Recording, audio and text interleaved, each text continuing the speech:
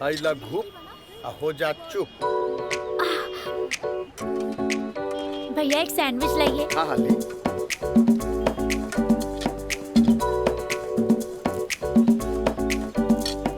मुझे भी तो दो। और तीखा बा। भैया जल्दी से दो ना। मुझे भी। लेकिन छोला थोड़ा ठंडा हो गया ना। अच्छा बा ठीक बा। भैया रायदा अब हमरा के चाहिए बस। अरे खाना यार। काहे अभी से एग्जाम में फेल हो गए का? हाँ काहे चिंता में बड़ू हो? हाँ चिंता ना रही का तोरा नहीं के। Excuse me girls.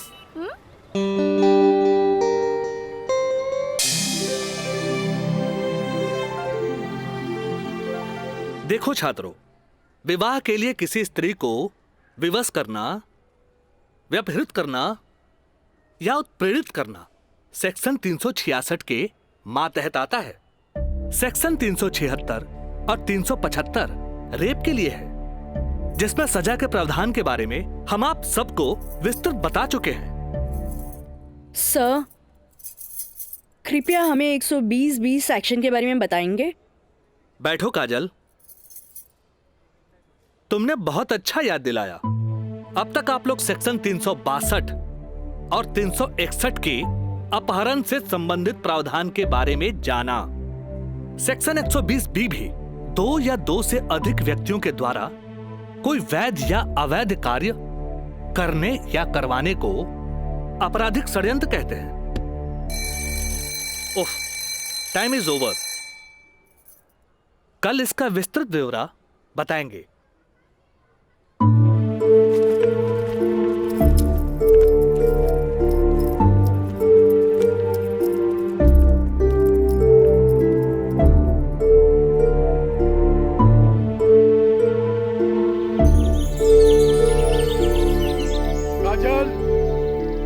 काजल, काजल, काजल। जी पापा। ये हम का सुन रहा बानी? तू 2 दिन से कॉलेज नहीं खे गेलू, आगे पढ़े लिखे के इरादा नहीं खेका। तू अच्छी तरह से जाने लू के खानदान में ग्रेजुएट से कम पढ़ल लिखल के अनपढ़ गिनल जाला। और तू तो अभी तक ले कॉलेज का मुंह न देखेलू, खाली एडमिशन भइला। अरे हम कुछ पूछा था, हमरे बात का जवाब दो। पापा वो कॉलेज में पढ़ाई कम और छेड़छाड़ ज्यादा होला। वाह, बड़ा अच्छा बहाना हो गई हा। आजकल कॉलेज में छेड़छाड़ होके लागल हा। अच्छा ये बताओ, तुहार दादी भी तक कॉलेज जात रही? वो घड़ी इक्का दुक्का लड़की सब भी कॉलेज जात रही। और जब तुहार मतारी कॉलेज जाए लगली तो कुछ लड़की लोग जात रहे। वो घड़ी भी तो लड़कन सब छेड़खानी करत रहे। और आजकल तो कॉलेज में आधे आध लड़कियां सब हो गई, तो तोरा के छेड़खानी के बहाना हो गई। कान खोल के सुन ल काजल, हमरा घर में पढ़ाई लिखाई खातिर कोनो बहाना ना चली, बुझलू? काल से तू कॉलेज जाइबू तो कॉलेज जाइबू, समझ लू कि ना? का समझ लू? ठीक बा, यह कि काल से हम कॉलेज जाए। गुड, ठीक है।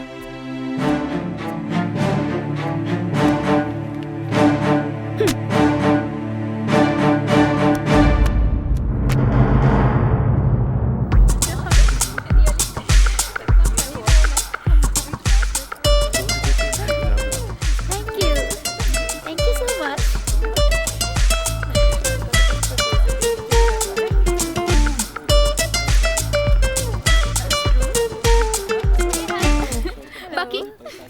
एगो बात है, आज रोज डे के मौका पे पूजा तोहर हाथ में 5 गो गुलाब बा, जेमे की 3 गो पीला और 2 गो लाल बा।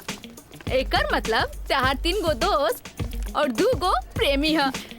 और हमरा देखा, हमार हाथ में तो 1 गो गुलाब है, यानी कि हमरा चाहे वाला भी 1 गो है, जेकरा हमहू चाहिए। ओ एकरा के तो देखा, एकरा हाथ में खाली 2 गो गुलाब के फूल है पीला। हाँ तो ठीक बा ना, हमरा के प्यार व्यार के चक्कर में ना रहे के। तू आपन देखा, हाथ में बंडल भर पीला गुलाब, माने कि प्यार ही प्यार बेशुमार। तोहरे के मुबारक हो। कितनो प्यार के बेशुमार करत रहा तो हनी के। बाकी रोज डे के मजा तबे आई जब हमनी के प्यारी प्यारी सहेली काजल आई है। हाँ हाँ, काजल के बगैर तो तेरा रहले ना जाला। सही कहा था। अरे हाँ देखा, काजल तो होते बिया। अरे काजल, उन्हें कहा जाता रू? हमनी कखानी से तोहार यहाँ इंतजार करत रही। तोहार तबीयत तो ठीक बना? तू 2 दिन से कॉलेज ना आइलू? तबीयत की कहा है हमार, हम एकदम ठीक बानी, बस मूड ना रहे यही से हम कॉलेज ना आई नहीं। अच्छा ई बतावा, आज रोज डे पर एकदम तोर हाथ खाली खाली काहे बा? ना कोनो दोस्त ना कोनो प्रेमी? हमरा ई सब में कोनो इंटरेस्ट नहीं है। ई गुलाब के टोकरी तोहरा खातिर भेजले हूँ। ई के भेजले हम? राज बाबू, बैंक साहब कहले हैं कि लाल गुलाब के टोकरी काजल के दे आवो। देख लू तहनी के, आज हमारी प्यारी काजल पर कितना सारा प्यार बरसल वो राज बाबू से। लेकिन हम एक बात कही काजल, ई गुलाब के जैसन मुस्कुराइया, बाकी गुलाब के जैसन बनिया मत, काहे कि ई गुलाब की खुशबू एकर फितरत हा, तो मुरझाए लेकर किस्मत होला। तू ठीक कहलू प्रिया, ई राज के बच्चा के तो देखे के पड़ी। अरे देखे के पड़ी। ए भाई, मैच एकदम नजदीक आ गइल बा। बुझात नहीं खे कि हमनी के जीत पावल जाई, समझला? हे, हार के बात करे बता जो अपना ससुर घर, ससुर के नाती पहले ही हार के बात करता। ये देखा तारे, विक्ट्री है विक्ट्री, विक्ट्री हमनी का हो। अरे पिंटू, एकरा के बता कि हमनी जीतब की हारब? जब तक हमनी के टीम में राज बा, हमनी के केहू ना हरा सकेला। केहू ना हरा सकेला।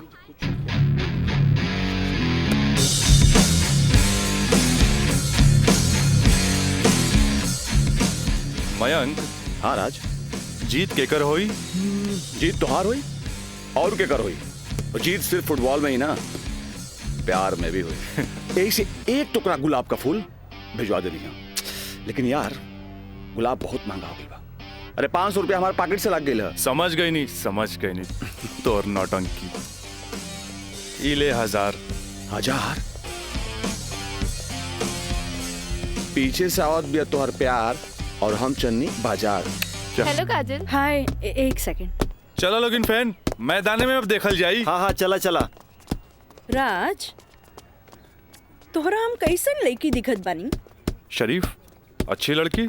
गलत, तोहरा जैसन लड़का खातिर हम एक बहुत ही बदमाश लड़की बानी। अच्छा ई बतावा, टोकरी भर फूल भेजे के का मतलब रहे? मतलब ई की दोस्ती और ई प्यार के फूल ह, एकरा मुरझाए मत दिया। ए काजल, अपना दिल में हमेशा दोस्ती और ई प्यार ला जगह बनैले रहिए। ई जन्नत में बनेला, एक एक वो बिखरे मत दिया।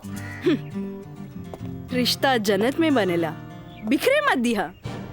देखा राज, अब तक हम तोहार हर छेड़खानी के नजरअंदाज करत रही, लेकिन अब टोकरी भर गुलाब के फूल भेज के अपन अमेरिकी दोस्त जमावे लगला। तोहरा पता नहीं कि हमार बाबूजी कोर्ट में पेशकार बाड़े और उनका वास्ता रात दिन गुंडा मवाली और पुलिस से होत रहेला, और ई भी जानला उ गुस्सेल भी जरूरत से ज्यादा बाड़े। वो तो हम तारा के देखते बुझ गल नहीं। वो थोड़ा सा हम तारा प्यार मोहब्बत का दिखा देनी, तू तो हमरा के गुंडा मवाली के लाइने में खड़ा कर देलू। देखा, हमरा ना चाहिए ऐसा प्यार व्यार जेकरा खातिर हम अपन सहेली के बीच में मजाक बन जाई। बड़ा खिसियाइल बिया, पट्टे वाला तो नइखे बुझात, पर हमरा भी तो उहे के पटावे में मजा आवेला जो ना पटे वाला होखे। पेशकार साहब। अरे मिथिलेश, बैठा बैठा।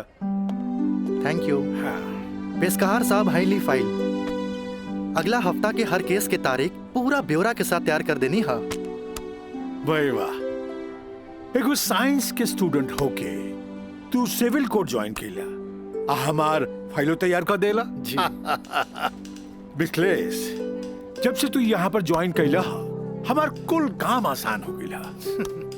एगो बात कहीं सर, रउआ अखिलेश आ हम मिथिलेश, राउर काम के तो डंका बजिए रहल बा। अब हमरो तो कुछ सेवा करे दी। जानी ले, एमे हमरे फायदा बा। एगो क्लर्क होके हमरा फ्री में पेशकार के अनुभव मिल रहल बा। आज ही फाइल तैयार करे में तो तोहरा पूरा दिन लग गेल हुई। चला कोनो बात ना, यहाँ से सीधे घर चले के आ खूब बढ़िया नाश्ता करेंगे। आवा। पेशकार साहब, ये हमरो कहे के रहे कि आज रउवे साथे घर चलब। अच्छा। असल में काजल के एग्जाम नजदीक बा। हाँ। से उनका खातिर कुछ नोट्स तैयार कर ले बानी, जे दे भी देव। अच्छा अच्छा अच्छा, तो यही से काजल के फोन आए रहे कि आज लिट्टी चोखा बनौले बानी। मिथिलेश बाबू के भी साथे ले ले आई है। ठीक बा, चला चली।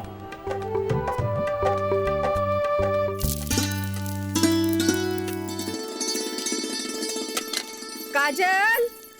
हाँ माई, बेटा तनी है बैगनवा देख तो।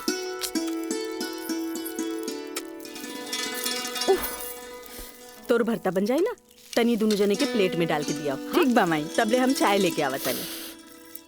ई लिए लिट्टी चोखा।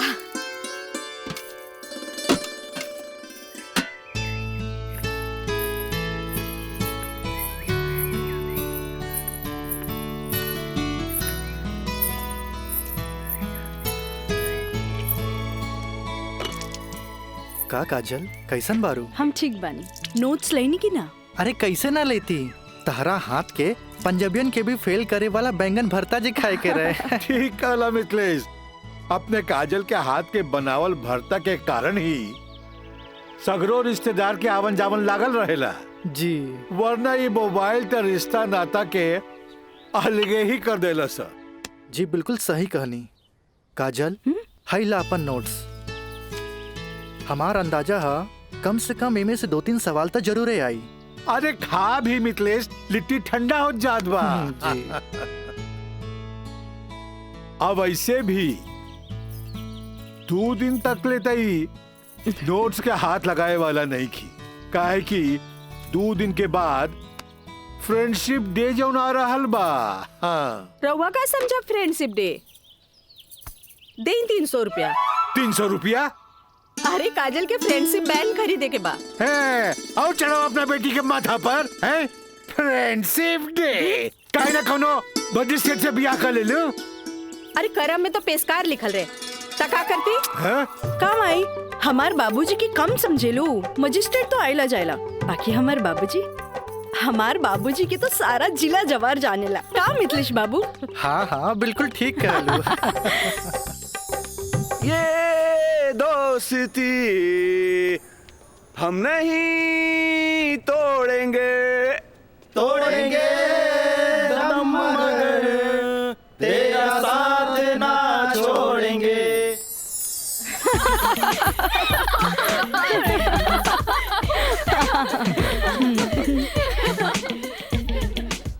फूल बन के मुस्कुराना भी जिंदगी है, मुस्कुरा के गम भुलाना भी जिंदगी है। क्या बात है। तब मिल मिल के दोस्ती निभाना भी जिंदगी है।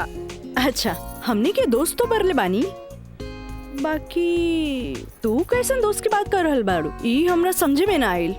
सपना, तू समझ लू का? ना, हमरा तो बिल्कुल समझ में ना आई। वही तो।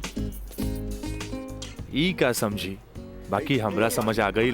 कहा तो बता दी। अरे बताओ।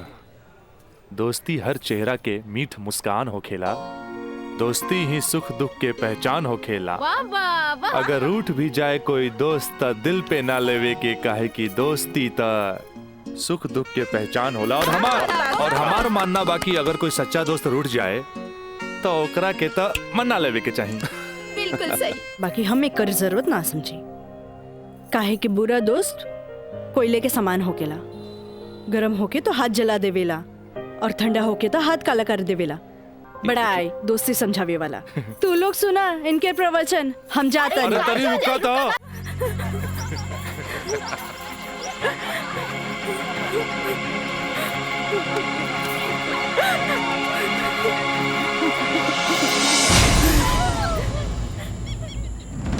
ये काजल, तोरा परेशान होके के जरूरत नहीं खे। खबर भेजवैनी हा, राज आपते हुई। May I coming sir? Yes come in. का बात बस सर, आप उनके बोले नहीं हो?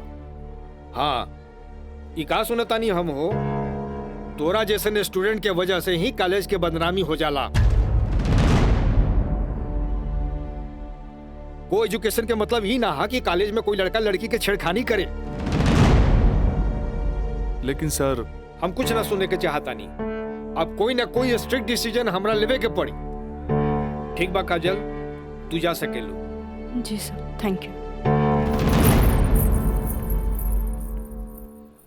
लेकिन सर हम ऐसा क्या कर देनी है कि काजल आपके लगे हमारी शिकायत लेके आ गई है? शुक्र मनावा कि वो हमारा पास आ गईली। अगर पुलिस के पास जईती त सीधे अरेस्ट हो जाता। बुझला, आजकल ऐसन कानून आ गइल बा कि एकरा में बेलो ना मिलेला, सीधे जेल होखेला। बाकी सर वहाँ और भी तो लड़का लेके रहे। हाँ, अरे यह तो हम कहे के चाहत नहीं तोहरा। और भी लड़की रहे, यह लड़की के छेड़े के का जरूरत रहे? वो पेशकार के बेटी के मामला बढ़ जाइत त का होइत? तोहर बाबूजी के हम काम मुंह दिखैती। आइंदा ख्याल रखी है। तू जा सकेला। ठीक बा सर, थैंक यू। मयंक भाई, बहुत टाइम लगिल प्रिंसिपल के यहाँ। अरे तो आबते हो है ना। का बात भइल? बार टाइम लागत दला? कहत रहले हाँ, ऐसन के काहे पटावेला जौन शिकायत लेके आवे, ऐसन के पटावा जौन शिकायत ना करे। तो प्रिंसिपल साहब गलत का कहत बड़ा? पता ना काजल में का देख लेले बड़ा कि वही के पीछे भागा जात बड़ा। तोहनी के ना बुझाई, हमरा ओकरे पटावे में मजा आवेला जौना के पटावल मुश्किल बा।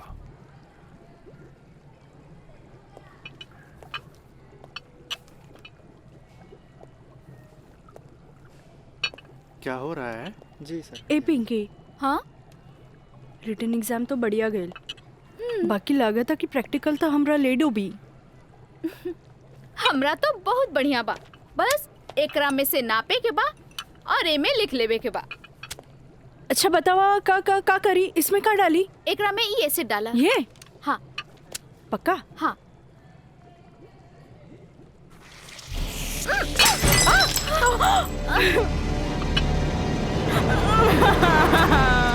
अरे काजल! काजल, where are you going? What happened?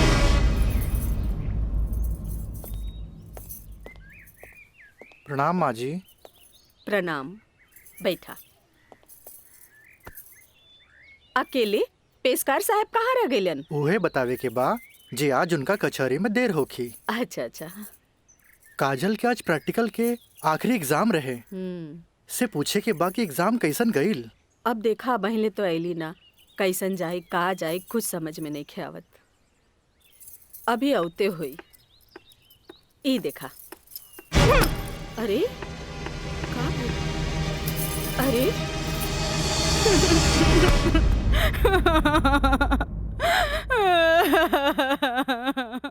काजल,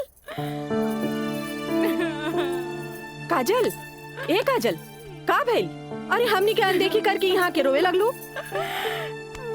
अरे का भइल? परीक्षा तो ठीक से गई ना?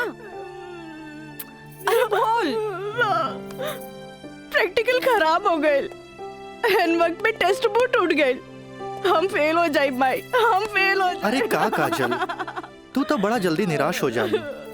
अब केमिस्ट्री थ्योरी में जहाँ तक हमनी सोचले रहनी, कम से कम तोहरा के 40 मार्क्स तो मिलबे करी। अब प्रैक्टिकल में मार्क्स नहीं हो मिली तब पास होके से के रोकी? बाकी मिथिलेश बाबू, हम तो प्रैक्टिकल में छोड़ के आ गए नहीं। अरे तो का भइल? इन्विजिलेटर 0 ही दिहन ना, इतना हदीर काहे होत बारू? हाँ, एग्जामिनर अगर एकरा के इशू बना ले, अब माइनस मार्किंग करें, तब बे फेल होए के बात हो सकेला। अरे तो रो रो के हलकान भैला से का पास हो जेबू? ई देखा था, जा मुँह हाथ धो, भगवान सब ठीक करिए। जा। का ठीक करिए? अरे अब कहा होई कुछ समझ में नहीं क्या, कुछ ना बुझाता हमरा के। माँ जी, अब रहुआ परेशान मत होई, एकर थ्योरी पेपर बहुते बढ़िया गईल हा। अरे तो तुहार गाइडेंस रहे तबे ना। अरे साइंस के स्टूडेंट रही त गाइड कर देनी, एमे का। त ठीक बा, अब तू ही समझावा ओकरा के। ठीक है। आई लघु हो जा चुप। भैया एक सैंडविच लाइए। हाँ हाँ ले।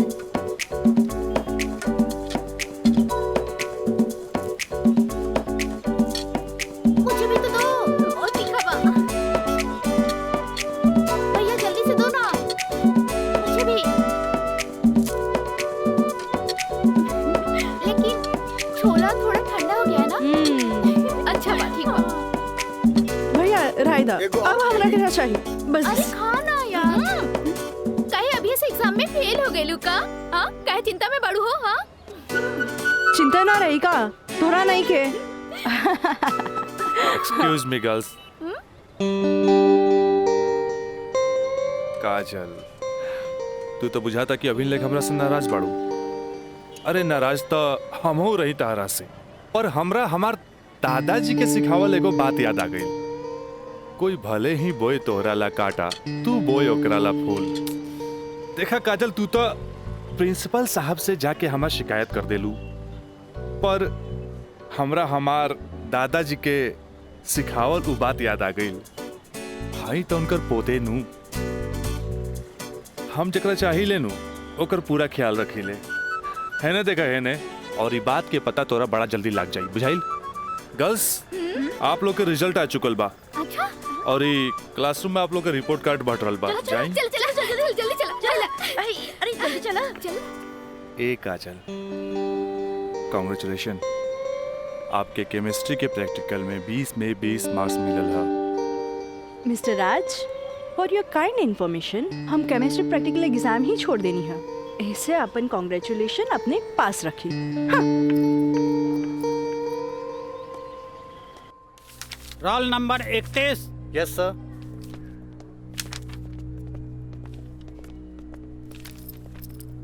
Roll number 32। Thank you sir.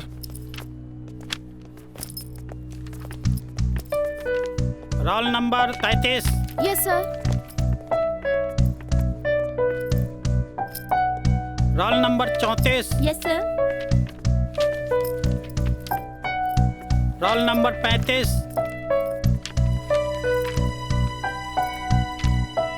Roll number 36।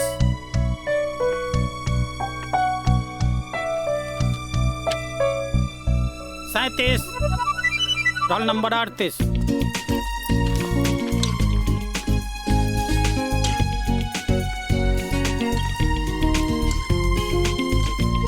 है ना? देखा है ने, और ये बात के पता तोरा बड़ा जल्दी लग जाए, बुझाइल?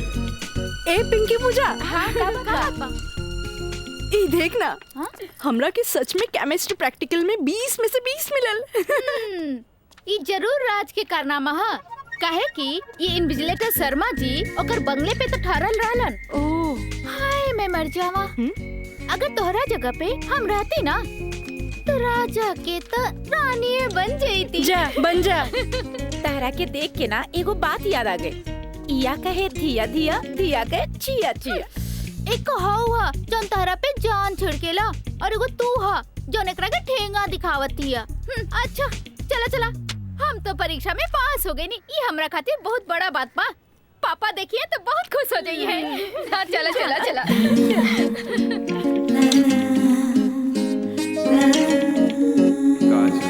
दादाजी के सिखावल एगो बात याद आ गई। कोई भले ही बोए तोहरा ला काटा, तू बोए ओकरा ला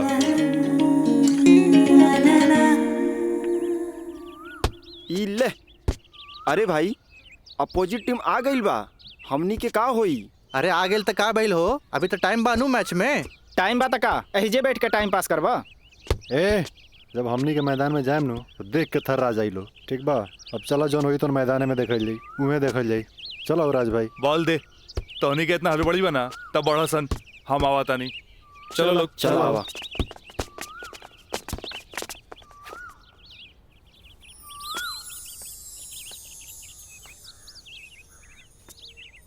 सुनो,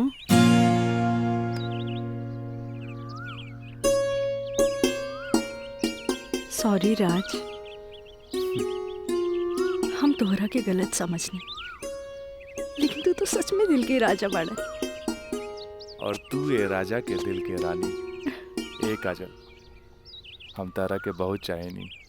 thanks for chemistry practical marks. WhatsApp number मिली का?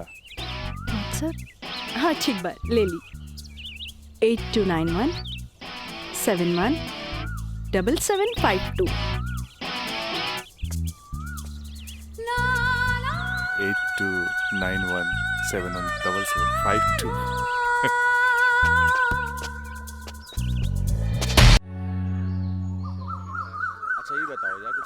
हाँ प्यार कब से चला था? काजल बताओ ना। बाय। काजल, हम दोनों एक दूसरा से प्यार करेले, फिर भी तू हमरा से दूरी बना के काहे रहेलू? राज, हम कोनो ऐसन वैसन लड़की ना है। जब तक शादी ना होखे तब तक हमनी की दूरी बनौले रखे के चाहिए। गुड, तहारी ये आदा हमरा के निक लागेला। हैने सुना? हाँ। देखा राज, तू हमार कोनो फायदा ना उठा पाई बा। एक मिनट, हम आओ तनी।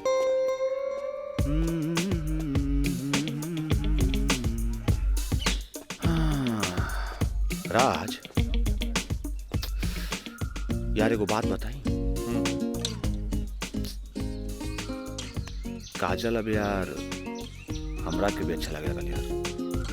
हम एगो बात बताई। तू हंसुआ के बिया में खुरपी नियन गीत मत गो। वो तो और भाभी लागी। का लागी? भाभी। चल।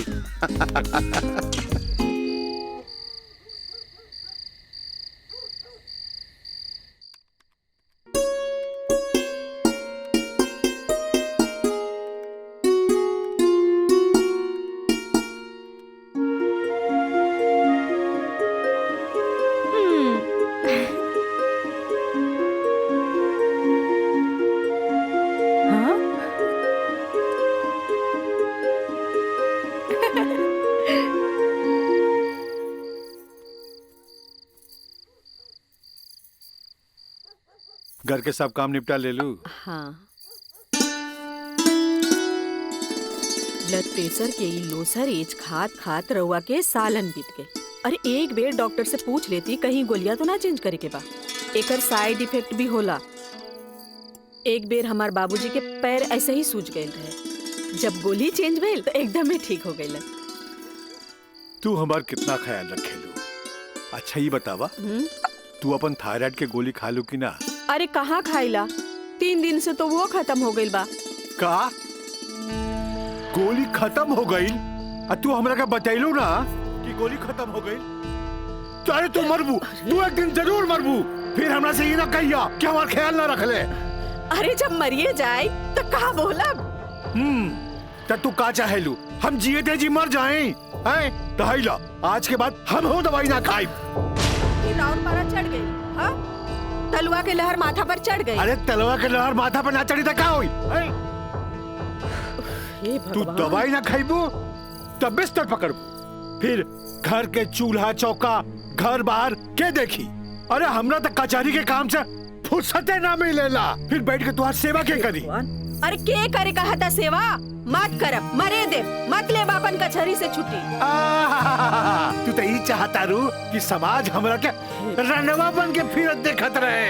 हे भगवान माफ करी हमरा के। अरे तू हमरा के माफ करा। जाई। अब हमरा कोनो जुगाड़ करे के पड़ी। काजल। हाँ काजलवे के माथा चाटी। काजल, काजल जी का करता रू? पढ़ाई करत रही, वो इंटरनेट से कुछ नोट्स लेत रही। ठीक है काजल, तो क्या हमार क्रिया आज से तो हाथ ड्यूटी है कि तू अपना माई के रोज भोरे भोरे थायराइड के गोली देबू। अरे वो तक खुद मरी है और हमने सबके भी मार दी है। कॉलेज जायलू ना? जी बाबूजी, लाइब्रेरी में पढ़ाई खातिर कल संडे है, फिर भी हम जाए। ठीक ना बाबूजी? Good, very good. ऐसा ही पढ़े के चाहिए, तब तरक्की करबो।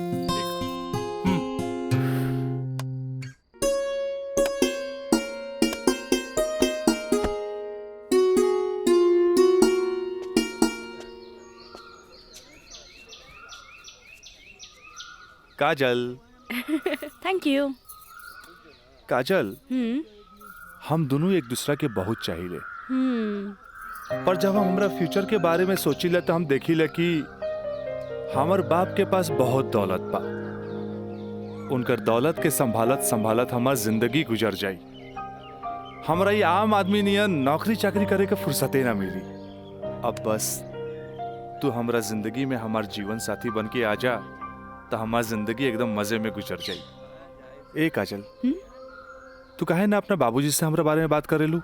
बाबूजी से? ना बाबा ना, हम ना बोल सकेनी। हमार बाबूजी बहुत गुस्सेल बाड़न। वाह भाई वाह, इकलौता बेटी भैला के बाद भी तू अपना बाबूजी से बात न करबू काहे कि वो बहुत गुस्सैल बाड़े, और इकलौता बेटा भइला के बाद भी हम अपना बाबूजी से बात ना करब काहे कि वो बहुत पैसा वाला बाड़े। ऐसन में तो हमनी के सपना धरल के धरल रह जाई। काजल, काहे ना हमनी के भाग के शादी कर ले जाओ?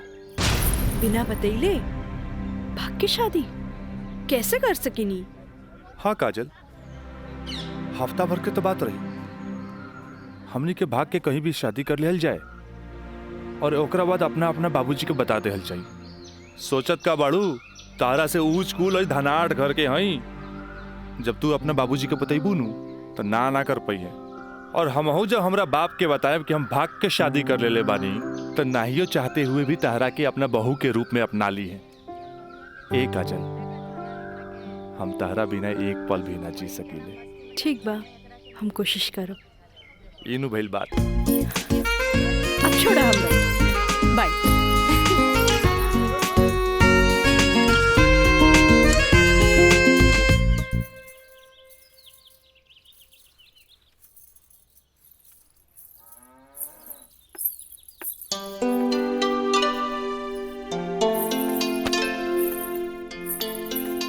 काम आई तोहरा से आराम नहीं के होत का? जब देखा काम का सिर्फ काम ही करबू।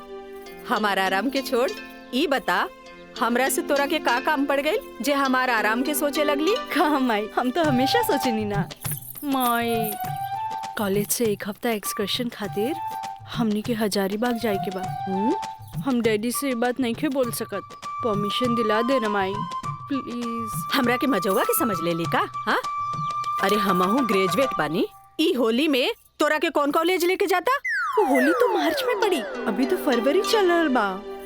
एक ही हफ्ता की तो बात बा माई, प्लीज माई प्लीज। अच्छा, तोर बाबूजी आज ऑफिस नहीं खे गइलन, मिथिलेश के संगे बैठल बाड़े। कौनो शादी में जाए के बा, चल कोशिश करत आ। Thank you Mai, thank you. Mithilesh, वो कहल जाला ना कि हाकिम के अगाड़ी या घोड़ा के पिछाड़ी ना रहे के चाहिए हैं? मजिस्ट्रेट साहब के इकलौती बेटी के बियाह, यही से हम खुद चलता नहीं तो हम न्योता तोहरे हाथे भिजवा देती। अरे रउआ चलती तो उनको भी खुशी होत। हाँ, लेकिन ई का कहतिया? का कहतिया? अरे कॉलेज टूर पे एक हफ्ता खातिर हजारीबाग जाए चाहतिया। ये एजुकेशनल टूर आके पिकनिक? एजुकेशनल टूर बोली ना। ये तो निम्मन बात हो सर। स्टूडेंट्स के बाहरी दुनिया देखल उतने जरूरी है जितना विषय के ज्ञान। ठीक है, एजुकेशनल टूर है तो मैं अलाउ करता नहीं, बाकी नो मटर गस्ती, ओनली पढ़ाई। जी पापा। ये बतावा इस सब में कितना खर्चा आई? 2-3 हजार पापा। तू हमारे से 5,000 ले ला, ठीक है? थैंक यू पापा। चलो तू हमरा के दिखावा कि वो न्योता के कागज तैयारी के लिए बार। चलो मिथिलेश, हम आवत हैं, बैठो। जी सर जी। Thank you so much Mithilesh बाबू, अगर रउआ ना बोलती तो ये हरगिज ना मानतन। अरे वो तो हम तुहार मुंह देख के साथ दे देनी। जा मजा करा। कैसन लागल? वाह, सो ब्यूटीफुल। ये कहाँ लेके आ गई ला? पहले चला था तब ना पता लगी। उतरा। अरे स्टैंडवा कहाँ चल गई?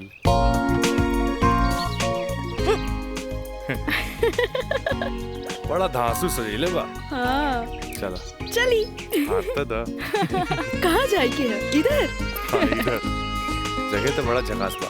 क्या यार राज, कब से हम तुम्हारी इंतजार करत बनी, इतना लेट कर तू? मयंक, राज, मयंक यहाँ? हाँ, एकरा पहले भेज देनी। इस सारा जे तामझाम बा, इस सब के अरेंजमेंट के करी। यार तो हम लोग का शादी खातिर एक विद्वान पंडित से बात कर ले बानी, और देखा तोहनी के आराम खातिर यहाँ सारा साधन सुविधा मौजूद बा। और हाँ, हनीमून खातिर स्वीट रूम भी बुक कर ले बानी। और देखा अब हम निकलता नहीं, कहे कि हमारा के मंदिर जाए के बा, और मंदिर जाके पूरा शादी का सामग्री लेके आए के बा। बाप रे, इतना सब तैयारी। अरे शादी की करबा, हमार दोस्त राज का शादी बा। गलत बात। शादी होता हमार सपना के शहजादी काजल के राज के साथ। अच्छा देखा यार, जोन तो पैसा दिला ना सब पैसा खत्म हो गई कुल ताम झाम में। ऐसा करा कि हमरा के तू 25,000 रुपया और दे दा, काहे कि बहुत सारा काम बाकी बा अभी।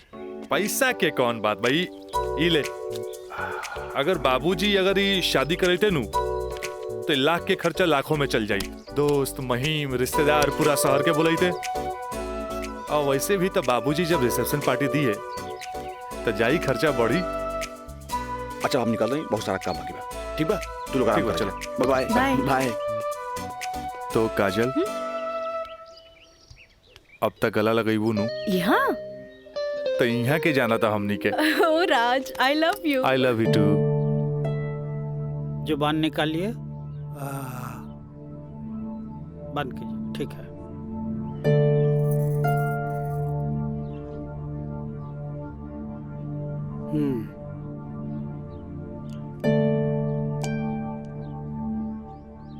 सांस लीजिए और जोर से।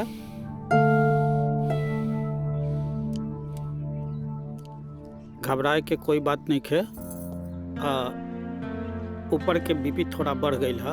अच्छा। से लागता कि काम के प्रेशर ज्यादा बा। जी नया मजिस्ट्रेट आइले हाँ से कुछ ज्यादा ही फाइल इनके हवाले कर देले हाँ। ठीक है, ठीक हो जाई। अभी आंख लगल बा, सोए दिन का के। और हाँ, पानी पियावल करी, काहे कि पानी पियला से पेशाब यानी यूरिन पास हुई तो रिलैक्स हुई है। जी जी बाकी दवा वही चली। जी ठीक बा? डॉक्टर साहब। जी डॉक्टर साहब हाईली अपन फीस। ई का करतानी, जे आदमी पेशकारी में हमरा से कहियो फीस ना ले ले, उनका से हम फीस ली रह दी। डॉक्टर साहब थैंक यू, थैंक यू। प्रणाम डॉक्टर साहब।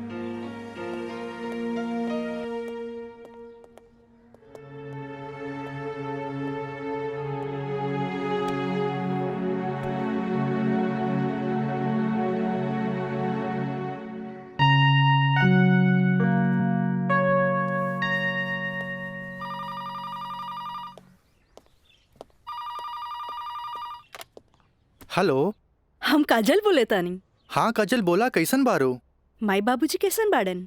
बाबूजी के तबीयत खराब बा। बीपी बढ़ गई हा, से सुतले बारन, उठाई का? हाँ, नहीं छोड़ दी, यहाँ सब ठीक बा। आप कैसन बानी? हाँ हम तो ठीक बानी। माई के बुलाई का? ना, रहे दी, आके हम सरप्राइज दे। Okay bye. Okay bye. केकर फोन रहे? काजल के। अच्छा वहाँ के ठीक बारी अच्छा, खोज खबर लेत रही। अच्छा माँ जी, हम चलत तानी, सांझ के फिर से आ जाए। ठीक बा।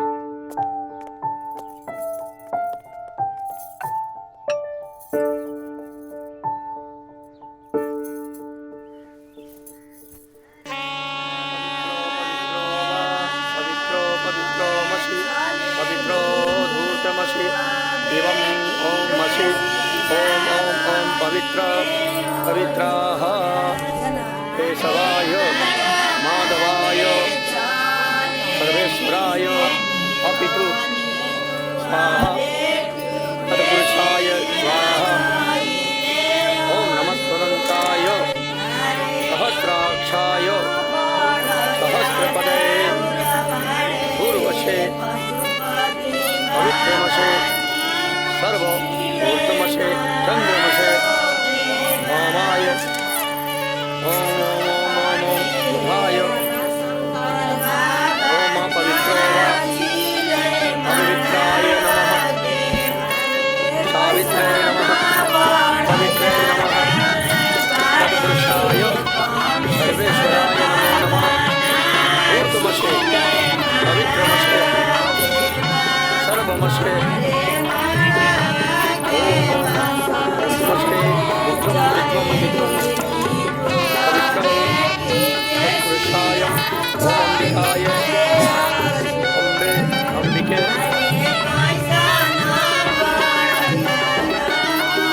राजलाय राजाय नमो नमो नमो नमो विवाह संपन्ना भवतु।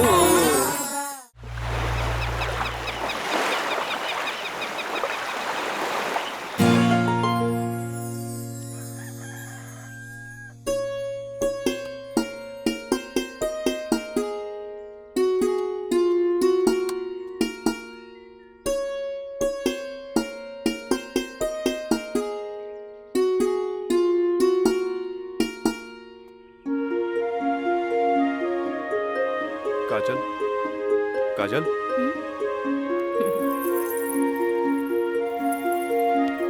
Good morning. Good morning. उठे के मन तो हमरो ना करत रहे, पर खाली सुतल रहला से जिंदगी ना नु चली। चाय ले लो, गर्मा गर्म चाय। मयंक अपने हाथ से बनेले बन। ए ओ कुछ ना, सिर्फ भाभी खातिर।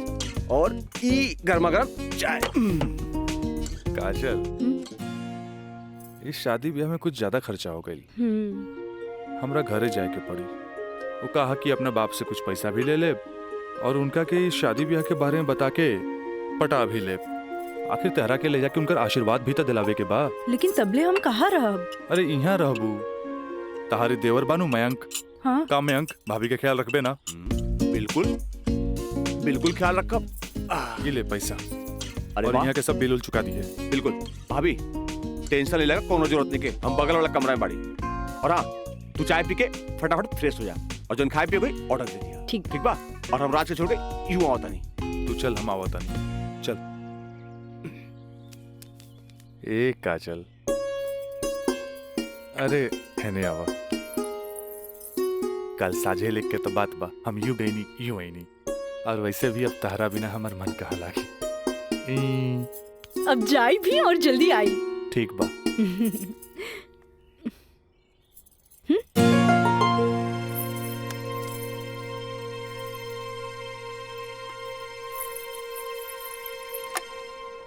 हेलो।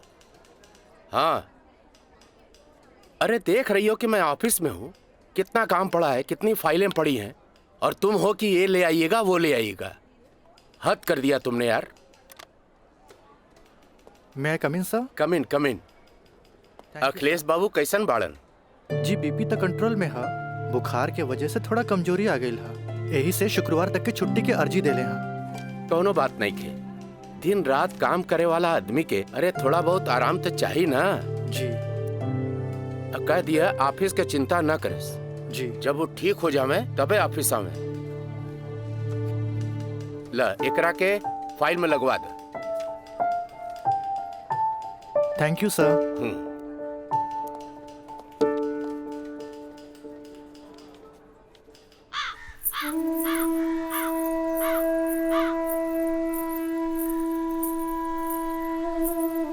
अरे भाभी, आइए बेटी। भाभी, क्या बात बा? बड़ा परेशान लागत बानी। हम राज के फोन लगा लगा के थक गए नहीं। कभी डेड टोन मिले था तो कभी आउट ऑफ कवरेज एरिया। तोरा पास उनकर कोनो लैंडलाइन नंबर बा? ना भाभी, और हम उनका दूर नंबर पे फोन लगा के थक के हार के बैठ गई। हैरानी की बात तो ये बाकी कि गईला के बाद ना कोनो खबर, ना कोनो कॉल, ना कोनो मैसेज। भाभी तू टेंशन मत ले, हम अपने को दोस्त के भेजले बानी और जैसे ही खबर मिला था सबसे पहले हम तोरा के बताई। ठीक बा, हम अपन कमरे में बानी। अरे भाभी, घबराए कोनो बात नहीं की, हम बानी ना।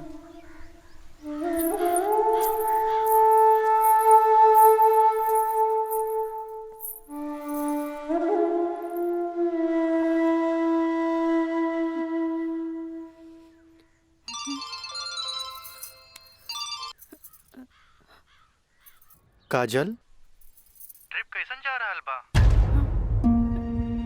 ट्रिप ठीक बा। का बात बा? तोहार आवाज में खनक नहीं खे? नहीं, ऐसा कोनो बात नहीं खे। हमार मतलब सब ठीक बा।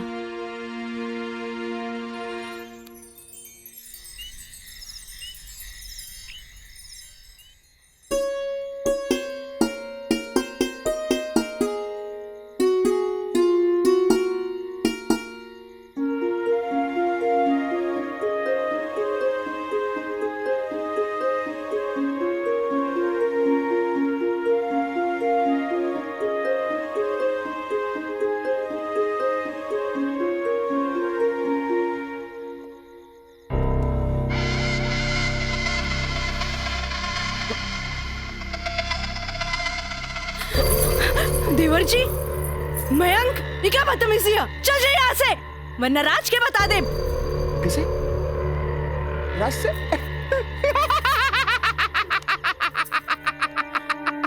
हमरा से। वो भाग गए। हाँ? आवेला नहीं खे। हाँ? तोरा क्या पता? हाँ? ये भी कुछ हो रहा बना?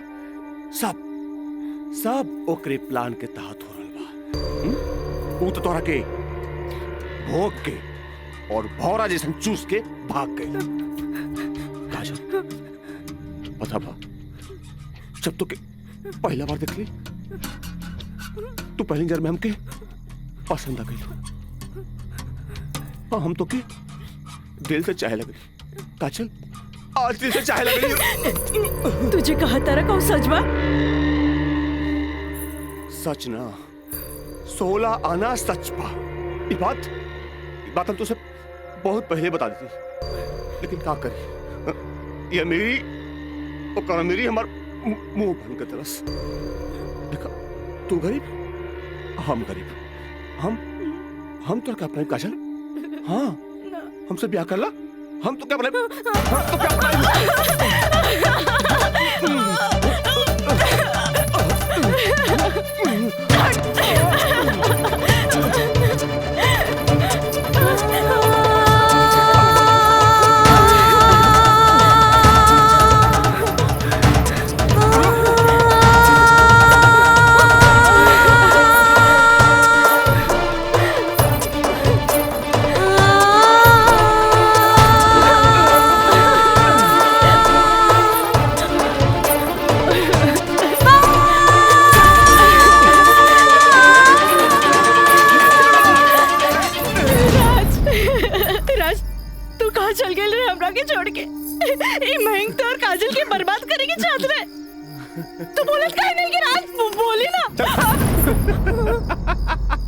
हम जहाँ भी गए रही तोरा का मतलब बा?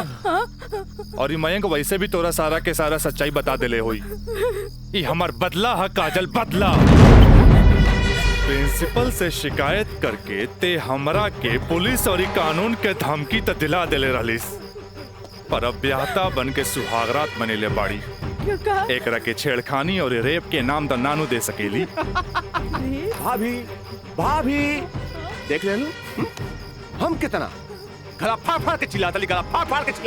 भाभी हमसे ब्याह कर ला, हम तो जिंदगी भर साथ निभाए, लेकिन ना तोहार तो खोपड़िया में औते ना रहल। देख ला, ठीक है ही तो कहत आई। हाँ? ए काजल, तू मयंक से ब्याह कर ले, ऐसे भी एकरा हमार जूठन खाए की आदत बा। तू अब बस हमारे को जूठन बारू, जूठन।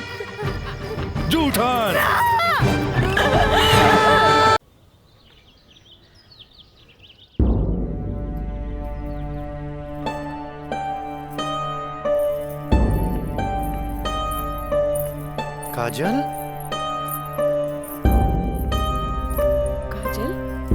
कहाँ भइल मई बाबूजी के? अरे ये ठीक बाड़न, दवाई खा के सुतल बाड़न। रुका, हम उठा देता नहीं। ना मैं रह दे, आराम करी दे।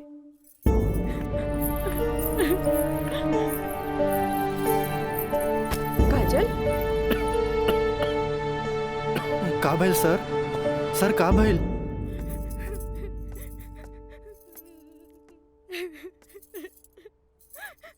काजल,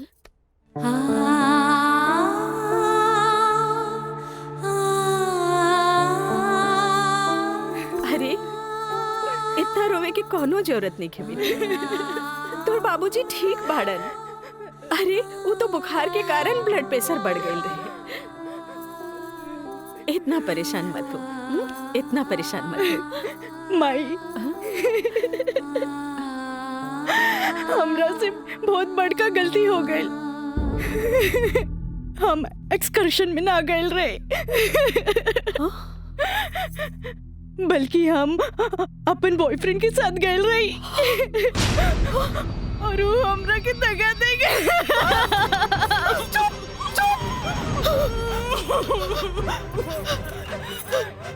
सच सच बता, सच सच बता, का भाई तू ठीक तो बाड़ी ना? तू ठीक तो बाड़ी ना? हम ठीक तो ना बानी माई।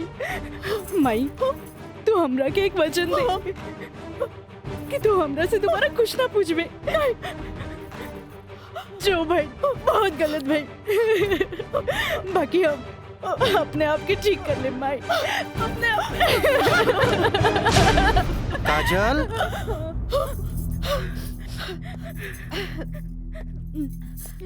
काजल, बाबूजी तोरा के बुलावत आ रहे। चल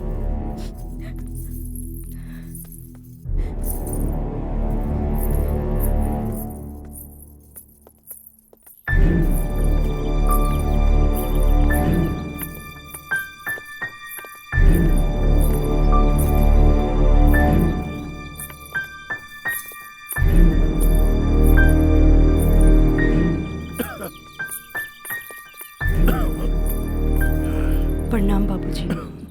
अब तबीयत कैसन बा? आ गइलू बेटा? ठीक है बा। तू बतावा तो ट्रिप कैसन रहा और अब आगे पढ़े के का प्लान बा बेटा?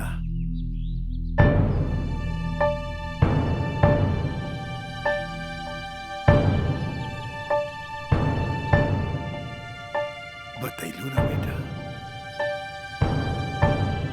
पापा, हम वो साइंस ना पढ़ के लॉ पढ़े के चाहता नहीं। तो ओकरा में का बात है बेटा? विषय कोनो खराब ना होखेला, पर जरूरत है तो ओकरा में अच्छा करे के। अगर तू लॉ ज्वाइन करे के चाहता रहो तो लॉ ज्वाइन कर ला।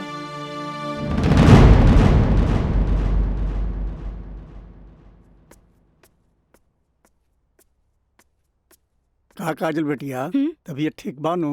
क्लास कब के खत्म हो गई? तू बैठल वारू बंद करे के रहे। हाँ काका, रूम लॉक कर दी। हम तो बस ऐसे ही बैठ गए रही। अच्छा।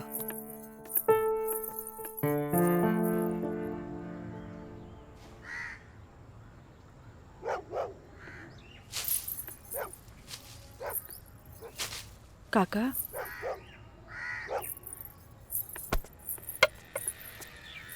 अरे बिटिया, तू फिर आ गेलू? अरे हम कई साल से देख रहल बानी कि हर 3-4 महीना पर तू आ जालू। पर बिटिया, राजा तोहरा से नइखे मिले चाहता। वो बड़ लोग हवन, उनकर जिंदगी में तारा जैसी लड़की की कीमत चाय के कुर्बा के बराबर हा, जे पी के फेंक देवला। काका, तोहरा का लागता कि हमें को फेकल कुर्बा है? नहीं बिटिया नहीं, ऐसी बात नहीं की। जे हम देखिला से बताइनी बिटिया, हम उनकर घर के नमक खैले बानी। फिर भी जब जब तू आयलू हम उनका बताइनी, पर राजा बाबू है कि एक कान से सुनेला और चल जालन। पर बिटिया, हम वहां के नौकर हैं। फिर भी अगर हम तहरा काम आ जाई ना तो हम अपना एक बहुत खुश नसीब समझब। काहे कि तू जब जब आवे लुनू हमारा देखल नहीं जाला बिटिया। काका, अब की बार उनसे कह दिया कि काजल आखिरी बार आयल रहे, एगो घड़ा रहे जेकर पानी ऊपर तक भर गई।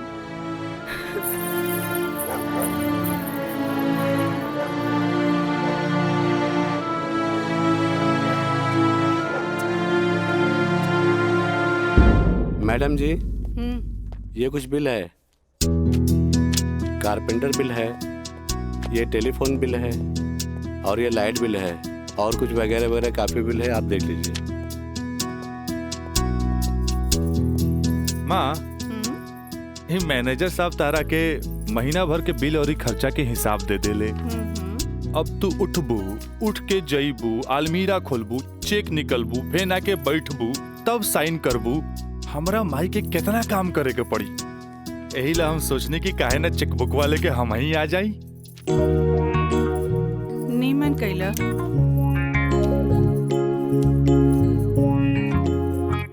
अच्छा, तो तू एम्मा अपन 50,000 का चेक पहले से भर ले बाड़ा। तभी तो हम समझे कि माई के इतना मस्का काहे के। माई, अब तू ही बताओ कि इतना अमीर बाप के लड़का हई तो दोस्त महीन के टाइम टू टाइम पे पार्टी तो देहे क्यों पड़ी? ना देव तो हमरा बाप के ना कट जाए की ना। का मैनेजर साहब? बिल्कुल राजा बाबू। जी। ले अपन बाप का ना कोच कर। इनू भाई हमरा दुनिया के सबसे बेस्ट माई वाला बात। Love you Mai. मैनेजर साहब। जी मैडम। इस सब रसीद आप एक साथ पूरा बिल कह के हमरा के दें, हम एक एक गो चेक काट देते हैं। जी मैडम। ठीक है। जी मैडम। हमरा ई बात के बहुत खुशी बा कि रउआ लोग हमार ग्लोबल कंपनी में इन्वेस्टमेंट करे के चाहता नहीं। ये हमरा खातिर बड़ खुशी के बात बा। बाकी हमरा भी कुछ देखे के चाहिए ना कि हम दिन दुगना रात चौगुना करके रउआ लोग के पैसा लौटा दे ताकि मार्केट में हमार साख बनल रहे। Of course. Excuse me gentleman. बाबूजी। हाँ। आप हमरा से वादा कैले रहनी कि आप हमरा नया कार किन के देब। अब हम खटारा हम ना चलाएं, बुझाइल नू? I want new car, okay? Yes, Raja is right. I am witness. Okay, I will buy car for you. Thank you, sir. हम चला तनी बाबूजी। तो ठीक बा, रउए कार खरीदा दे। बाकी राउर कार की खर्चा कंपनी के इन्वेस्टमेंट पे दिखावल जाई। Okay, thanks. जेपी साहब, आपका बेटा तो हीरो लगता है। आखिर बेटा के करा हमरे नु। अरे यही तो उम्र में ऐश करे के।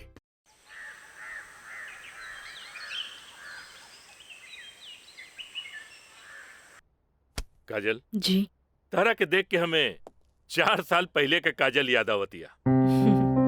याद है तारा के? मिथिलेश के साथ डरत डरत तू हमरे चेम्बर में आ ललू लॉ कॉलेज में एडमिशन खातिर हैं?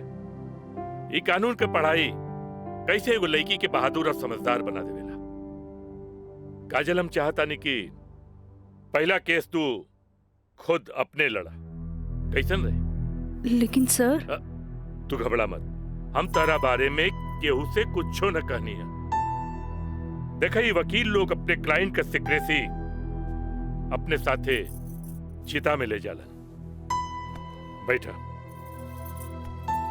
हाँ तो केस ये है कि मुवक्किल एक गरीब लड़की है जेकरा के शादी का झांसा दे के पहले भोगल गए और बाद में जूठन की तरफ फेंक दी। वो दहेज के केस न कर सकत रहे काहे कि वो गरीब रहे। वो रेप के केस न कर सकत रहे काहे कि वो अपने घर वालन के मुंह पर कालिक टपोते के चाहते। वो प्रताड़ना का केस भी न कर सकत रहे काहे कि वो घर में कबो रहली नहीं। अब वही मुवक्किल का केस तो के लगे। अब वही गरीब लड़की का केस एक पढ़ल लिखल समझदार वकील के लड़ेगा। काजल, हमरे नजर में तू एक मर्द लड़की बाड़ू। हमें फख्र बा कि तू हमारे असिस्टेंट बाड़ू। आई एम प्राउड ऑफ यू बेटा। जी सर, थैंक यू।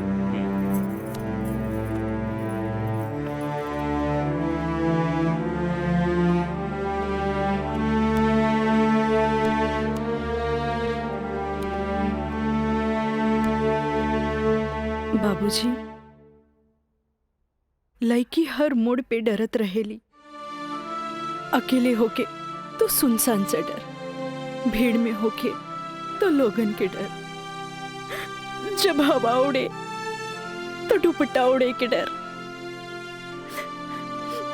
केहू घुरे तो ओकरा आग के डर, बचपन में माई बाप के डर,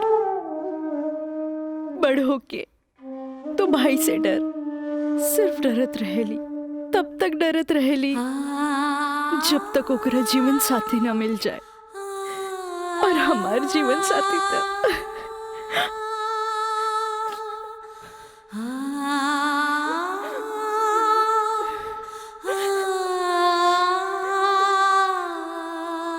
बाबूजी, आज हमार पहला केस बा, राउर आशीर्वाद चाहिए। काजल, माई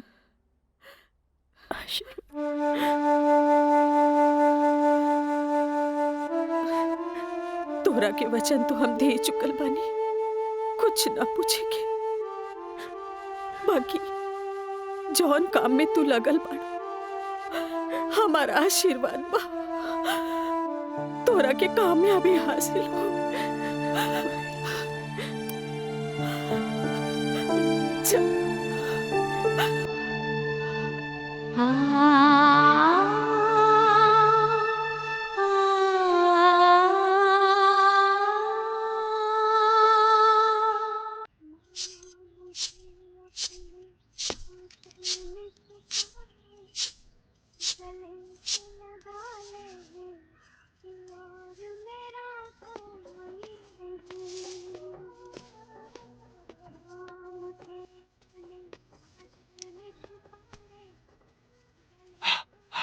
माई हमारा का 7,000 रुपया चाहिए नौकरी का फार्म भरे के बाद का है वो तो आ दोस्त राजा वो ना करेगा तोरी मदद।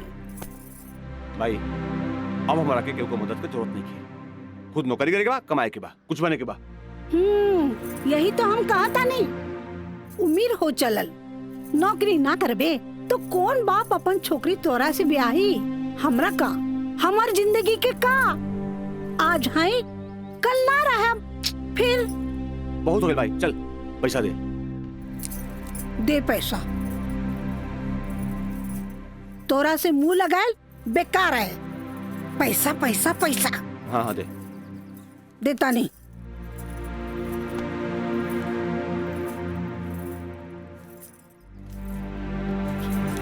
कितना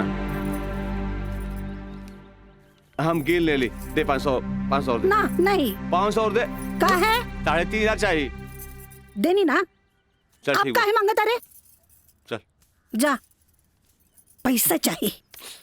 एक बात कही तू दुनिया का सबसे अच्छा माई है चल मैं चलता रही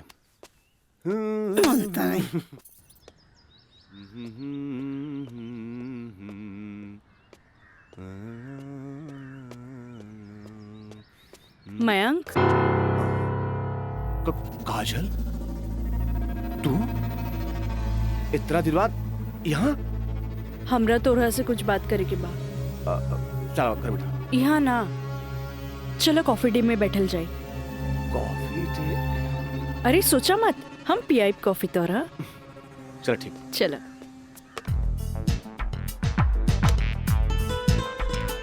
इला थैंक यू पिया ना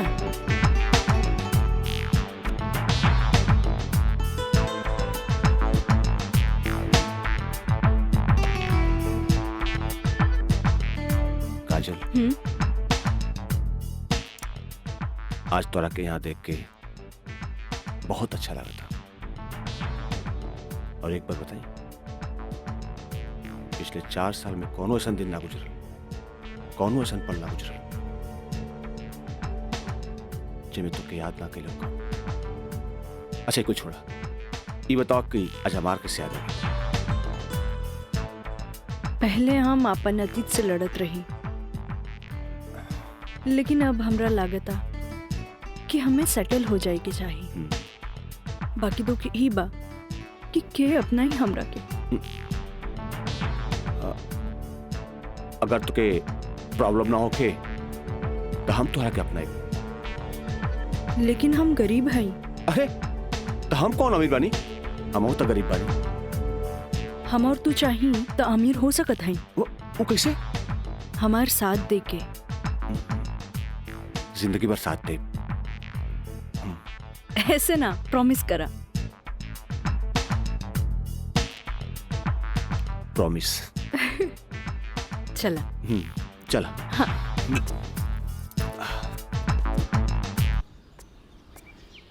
मिथिलेश जी कोनो देर तो ना भइल? अरे ना बाबा पहले ई बतावा भइल का। मयंक से साथ देवे के वादा ले लेनी है। अब तू अपन मिशन में कामयाब जरूर हो जाएगी। आगे देखी लेट्स गो। सुनी एगो बात कही सब कुछ जलना के बाद भी आप हमें हेल्प करत हैं ऐसे हम कबो ना भूल सके। पहले तो ना पर अब सोचे लगनी है कि जिंदगी के हर लम्हा में आपके जरूरत पड़ी। चल आप चली थोड़ा घरे छोड़ दी।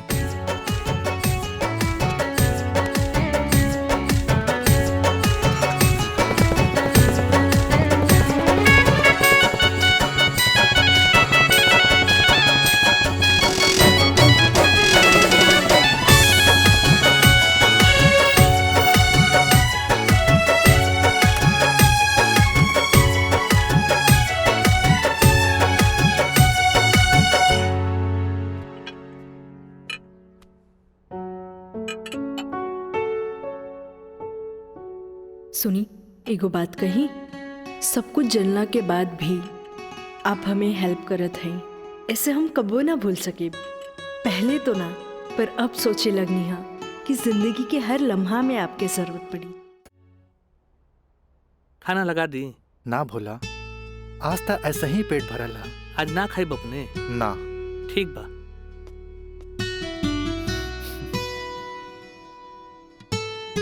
मैं पंडित देवी दत्त शर्मा।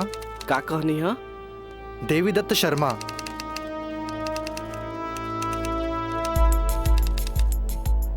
सत्रह मई के भाईल। अच्छा भैया तनी जल्दी करी, देर होता।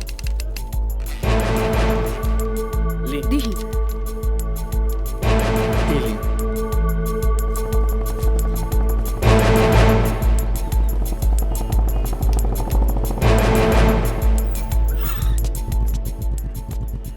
आ गए नहीं टाइप करा के? जी।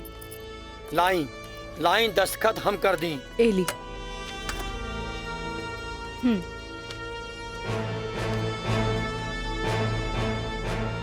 जय गणेश। ई कामता हो गई। अब बैंक के दस्तखत लेवे के पड़ी। वो आप हमरा भी छोड़ दी, वो हम ले ले। ठीक है।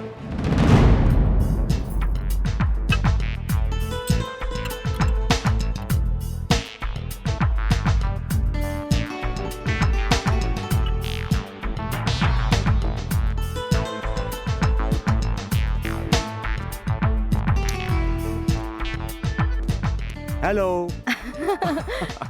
हाय। सॉरी यार, आवे में थोड़ा लेट हो गया। अच्छा यही देखा, हम तो खातिर काले कैल वाले। अच्छा पहले चाय पिया। इला।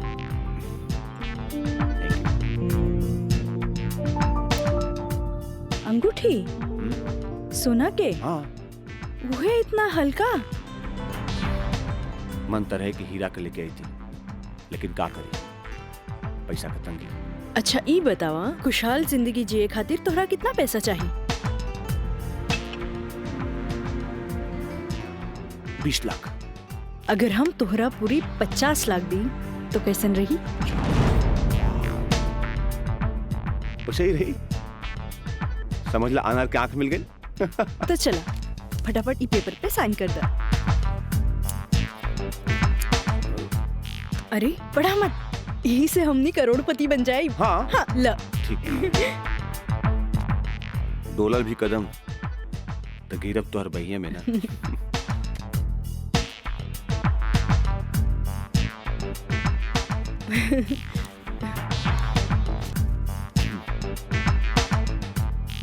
आज से हमनी का नया जिंदगी का शुरुआत। रोमांटिक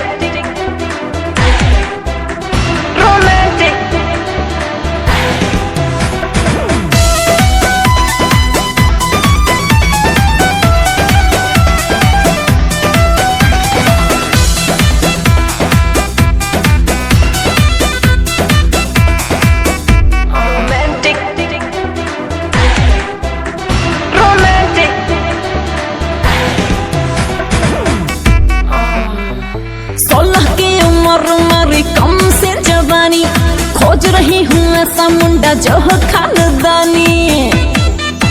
हाँ 16 की उम्र मेरी कम से जवानी, खोज रही हूँ ऐसा मुंडा जो हो खानदानी। इंग्लिश नहीं चलेगा, ना चलेगा हॉटी, तो कैसा चलेगा? रोमांटिक रोमांटिक रोमांटिक रोमांटिक मर्द से करूंगी मैं शादी, तभी तो साले साले बढ़ेगा आबादी। रोमांटिक मर्द से करूंगी मैं शादी। मीना, मंजू, रेखा, कस्तूरी के डांस देख के कुछ समझ में आयल? अरे सरकार के देख के बाजार बदल जाला, बाजार के देख के साहूकार बदल जाला, आ घोड़ा के देख के सवार बदल जाला, शिकारी के देख के शिकार बदल जाला। ऐसे ही मेहमानों के बदले पे सत्कार कभी बदल देवे के चाहिए। अरे पहले के जमाना कुछ और रहे कि मर्द नाजो आदा पर लुट जात रहे, लेकिन अब जमाना बदल चुकल बा। आज के जमाना के मर्द सबके कमर तोड़ नाच पसंद आवेला। जितने कमर हिलैबू और सीना झटकैबू, मर्द उतने जल्द तोहार दीवाना हो जाए। दिखाओ करके। अरे ऐसे ना, ये देखो। कस्तूरी बाई, कस्तूरी बाई। चाहे नसीब चाहे नसीब तक लिया। बहुत दिन बाद तशरीफ लनी राजा बाबू। भला ऐसे भी केहू केकरो भूल जाला। आए बैठो।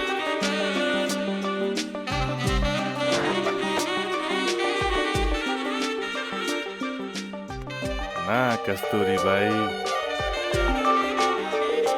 हम भुलाइल नहीं की।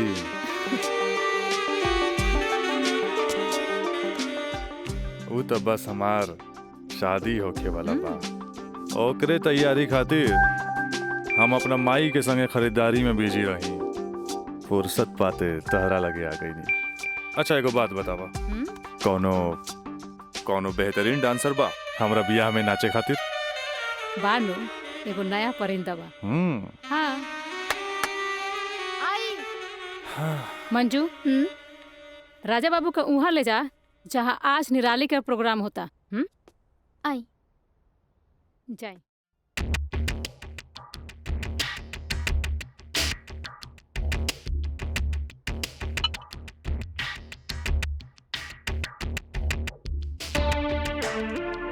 कस्तूरी, तहार निराली हमरा बहुत पसंद आई। पसंद तो आ गल राजा बाबू, लेकिन ओकर रेट तनिक कड़क बा। पूरा 5 लाख लेतिया। लाख 2 लाख तो हम तारा पे ऐसे ही उड़ा दिला, तब 5 लाख कौन बड़का चीज बा? ओकरा से कह दिया हमार बियाह में अगर उ कमर तोड़ नाच करी ना, हम ओकरा सोना ना जराओ हीरा के अंगूठी दे, उहो अपना तरफ से। और बाकी के रिश्तेदार जे ओकरा पैसा दी हैं वो अलग बात। एक कस्तूरी, हीरा के अंगूठी केहू ऐसे ही ना देवेला। अच्छा, तो ऊ रवा दिलो दिमाग में इतना घुस गल बिया। अच्छा एगो काम कर, तनी हेने लावा, हमरे तरफ से ईला। हाँ डैडी, का बात बा? तू जहाँ बड़ा जल्दी से चल आवा। ठीक बा, हम अभी आओ तानी। बड़ा कमजोर बराउर ये ना मुराद इश्क, ऐसे उतारा के जाम लहले बगल चल देनी। हाँ कस्तूरी भाई, डैडी के कुछ जरूरी काम आ गइल बा, से जाए के पड़ी। ठीक बा, अब डैडी के फोन आइल ह ते में हम का बोली। चला तनी, बाय।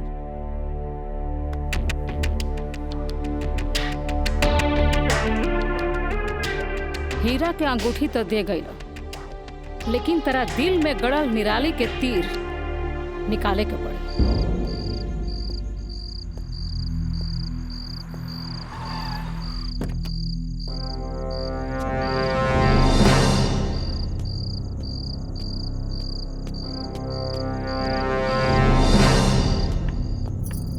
का बात बा डैडी, इतना अर्जेंट में क्या बोले नहीं हमरा के? राजा, हाई हम का देखा तानी? कौन लेकी बिया काजल? अपना मुंह में करखा लगावे खातिर ओकरा से बियाह कर लेला और फिर ओकरा वही छोड़ के भागैला। अब वो अपना हक मांगतिया। बाबूजी, हम ऐसा कौनो लड़की के नहीं जानत। ए माई माई माई, देखा था कैसे झूठा इल्जाम लगाओ तारे हमरा ऊपर ही। राउर का दिमाग खराब हो गइल बा। अरे जे हमरे लड़किया के ऊपर लांछन लगावत बानी। हमार दिमाग नहीं के खराब भाई, हाई देखा हाई कोर्ट से नोटिस आइल बा। भगवाने बचावा घर के, लागत कि जगदम्बिका पाल के नाक कटिए के रही। केस नंबर 5078, काजल सिन्हा वल्द स्वर्गीय अखिलेश प्रसाद सिन्हा व राजा सिंह वल्द जगदम्बिका सिंह।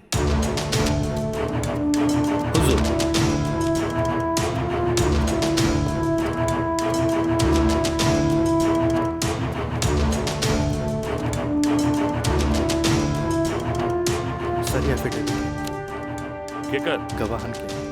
अच्छा ठीक है, चल बेटा।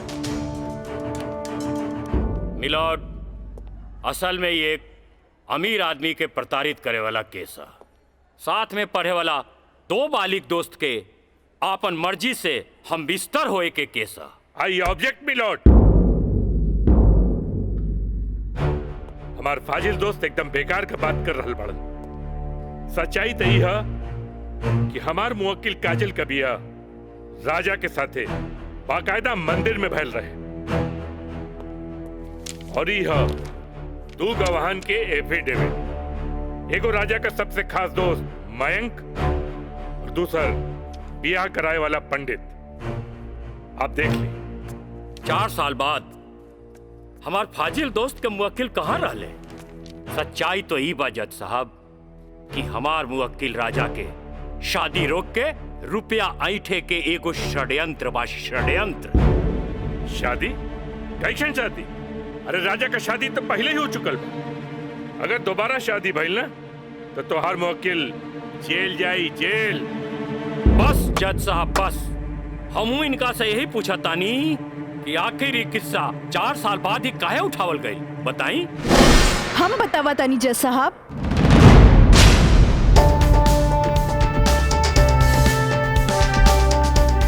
हम बताई।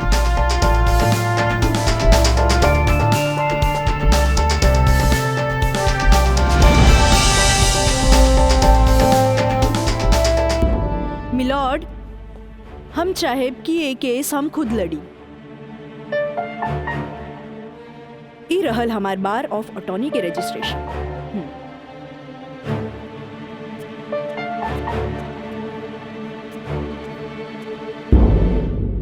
ओके, you can proceed. Thank you sir. आशीर्वाद दी। खुश रह। जा। मिलॉर्ड, बचाव पक्ष के वकील बार बार पूछा तारे कि 4 साल हम कहाँ रही। मिलॉर्ड, 4 साल इनके मुवक्किल राजा जैसन तमाम मुजरिमों के सजा दिलावे खातिर ई चोंगा बहुत जरूरी रहे।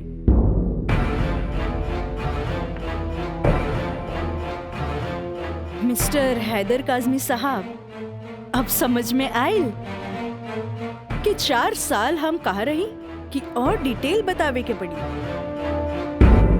तो मिलॉर्ड, हम केस के स्टडी खातिर हमरा के कुछ समय चाहिए। हाँ, कोर्ट इंस्ट्रक्ट करती है कि राजा की शादी रोक दी जाए जब तक कोर्ट का फैसला ना हो जाए। बचाव पक्ष के वकील की रिक्वेस्ट पर यह कोर्ट मुअत्तिल की जाती है।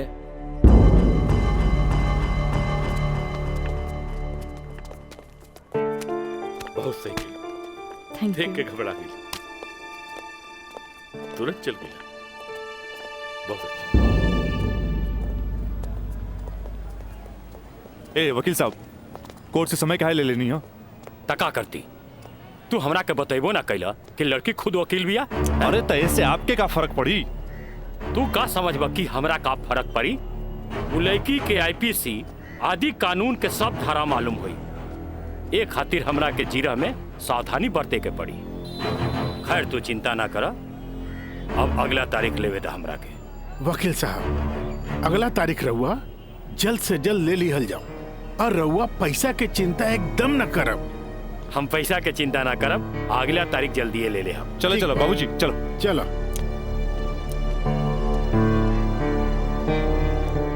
हेलो, हाँ, अब फिक्र करे के बात नहीं के। अरे तहार काम हो जाई, हम समझ गए नहीं, एकदम में समझ गए नहीं। हाँ,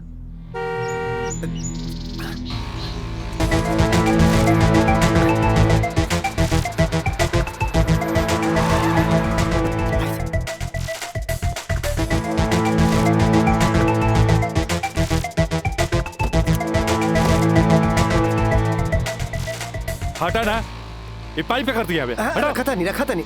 हाँ।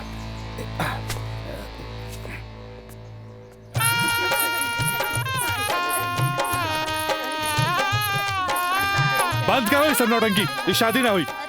अरे हटा यार, सब हटा। अरे ऐसे ना शुभ बात काहे करता रहा? हम सही कहा था नहीं भाई, अभी भी आना हुई। अरे अरे ही का? अरे तो हर दिमाग खराब हो गई लड़का। बियाह करे से पहले हमरा से पूछ लेना रहा का? आए का जरूरत है ऐसा बियाह करे के? का करती वैसे ना मानत रहे तम कानून से बचे के खातिर बियाह के नौटंकी कर देनी। तो जाके ओकरा बुला करके घर लिया बा। अरे बाबूजी अगर ऐसा ला के खड़ा कहीं नू तो ऐसा कितना पतों से तारी घर भर जाई बुझाइल। तो फिर का करबा तू? अब हम देखें हमरा का करे के बा। बहुत हो गइल बहुत हो गइल। हड़ा सब देखा देख रहलू ना तू? एकर दिमाग चल गई बा।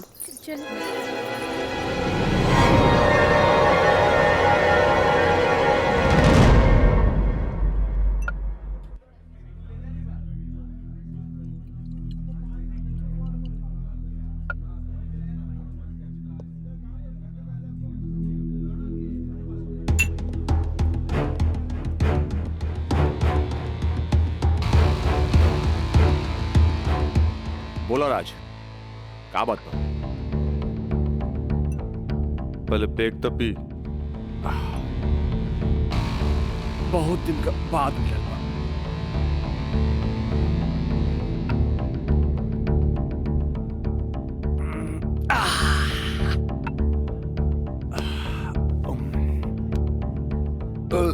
अब बतावा का बात बा? मयंक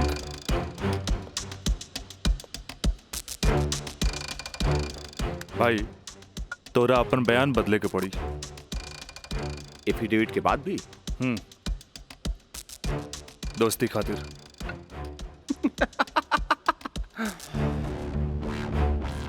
अब बयान देवे का कीमत काजल 50 लाख लगल गया। बयान बदले के बाद बयान बदले का कीमत 1 करोड़। 1 करोड़? यस 1 करोड़। कहे से कि हमरा काजल से ब्याह करके सेटल भी होके के बाद, और हम तोहरा जैसा अमीर त नहीं की। और हाँ, अगर डीलिंग मंजूर होके तो तारीख से पहले आ जाइए। अच्छा हम चलत नहीं।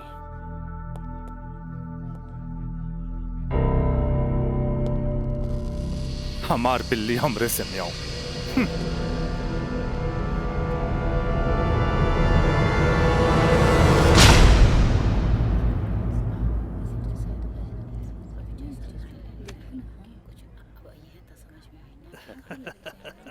आज हम ही जीतब।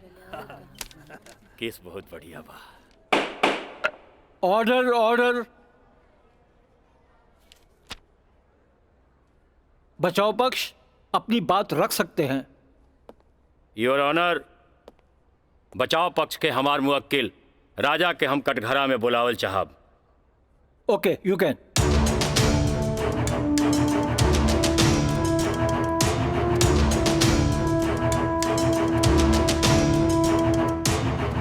हम गीता पे हाथ रख के कसम खाता नहीं, जे भी कहब सच कहब, सच के सिवा कुछ न कहब।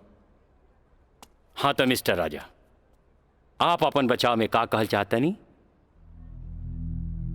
जज साहब, हम ये बात माना तानी कि हम और ये काजल कॉलेज के दिन से एक दूसरे के चाहता नहीं। अपना अपना मर्जी से हम दोनों भाग के शादी भी मंदिर में कर लेनी। होटल के बिल और ही शादी के खर्चा कुछ ज्यादा हो गए रहे, यही से हमरा घर वापस आए के पड़ल। पर जज साहब, हमार इरादा बिल्कुल नेक रहे। हम सोचनी कि हम घर वापस आके अपना पिताजी से कुछ पैसा भी ले लहब और उनका के शादी के बारे में कुछ सच्चाई भी बता दे। जज साहब, हम बिल्कुल निश्चिंत रहे कि काजल के देख रेख ला वहां हमार जिगरी दोस्त मयंक तो बढ़ ले बा। पर जज साहब, जब हम वापस लौट के गई नहीं था, वहां के नजारा देख के तो हमार होशे उड़ गई।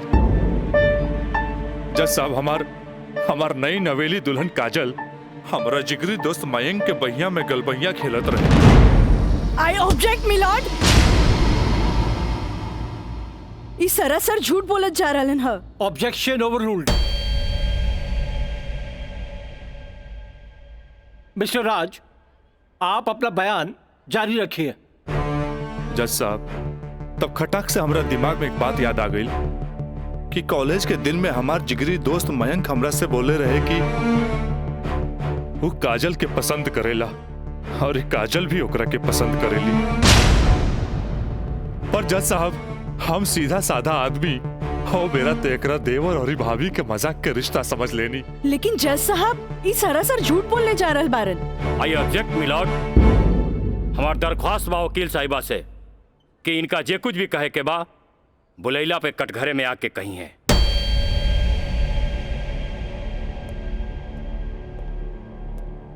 आप कंटिन्यू कर सकते हैं mister Raj.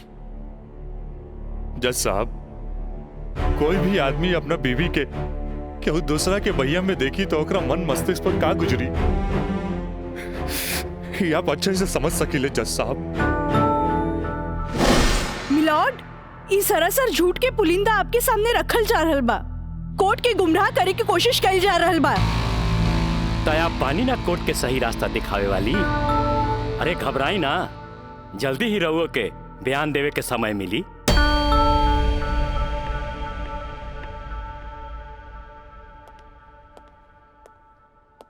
You continue mister राज। जज साहब समय के साथ साथ हम तो अपना आप के समझा लेनी और एक बुरा सपना समझ के हम सब कुछ भूल के काजल के अपनावे खातिर भी तैयार रही।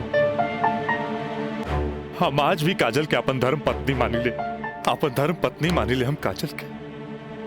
That's all, my lord। हम चाहत कि वकील साहिबा काजल सिन्हा के कटघरे में बुलावल जाए, वो भी वकील के तौर पर ना, मुद्दई के तौर पर। इजाजत है।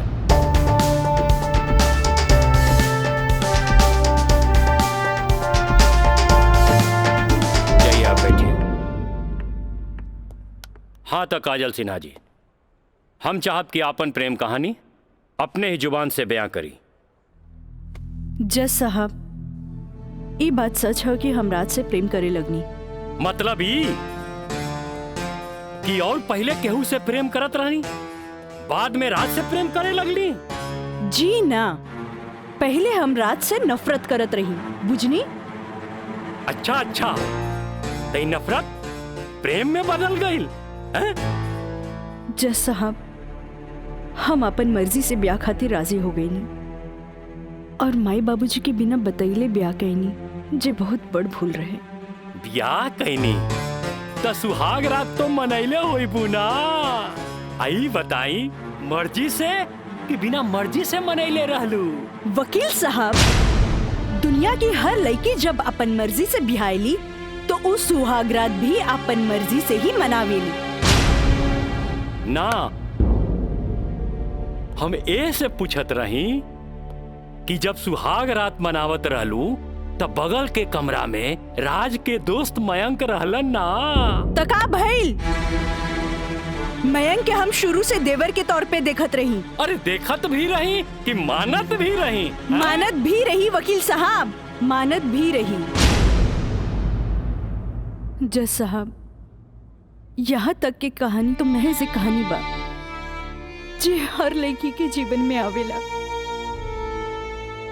बाकी सेक्शन 420 तो यहाँ से शुरू हो गई कि एगो पति विश्वास में लेके अपन पत्नी के देवर के संगे छोड़ के चल जाला और उहे देवर अपन भाभी के इज्जत के तार तार करे में हर मुमकिन कोशिश लगा देला। बेचारी औरत कैसे भी अपन इज्जत और जान बचा के भाग चलेली और फिर पति मिल जाला और वही कहला कि जे कुछ भी भइला ओकर नाम अब तू रेप तो ना दे सकीलू, काहे कि वो शादी के बाद भइला।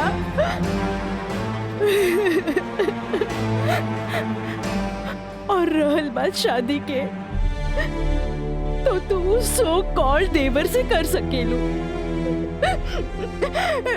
काहे के ओकरा हमार झूठन खाए के आदत है।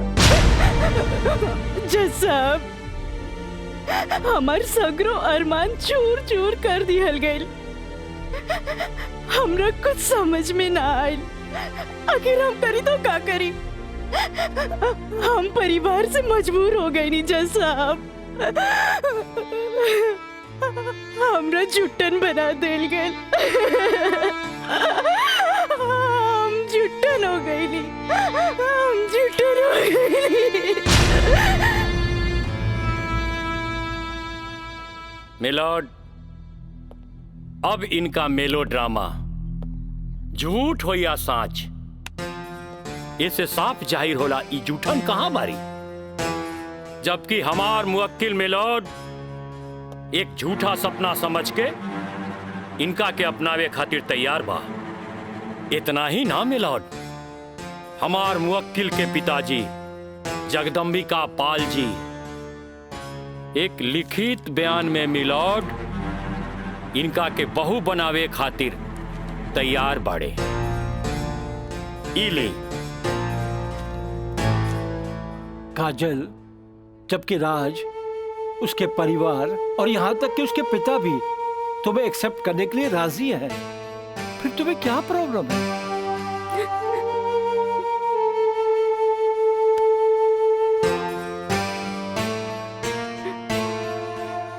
तुम बोलती क्यों नहीं हो? कुछ तो बोलो। मिलॉर्ड, वहाँ मर जान के खतरा है। वाह मिलॉर्ड वाह, जौन परिवार के जिला जवान में रिस्पेक्ट बा, जौन परिवार पर आज तक कोनो क्रिमिनल केस नहीं थे, और वो परिवार के साथ इनकर जान के खतरा बा। Now picture is very clear milord.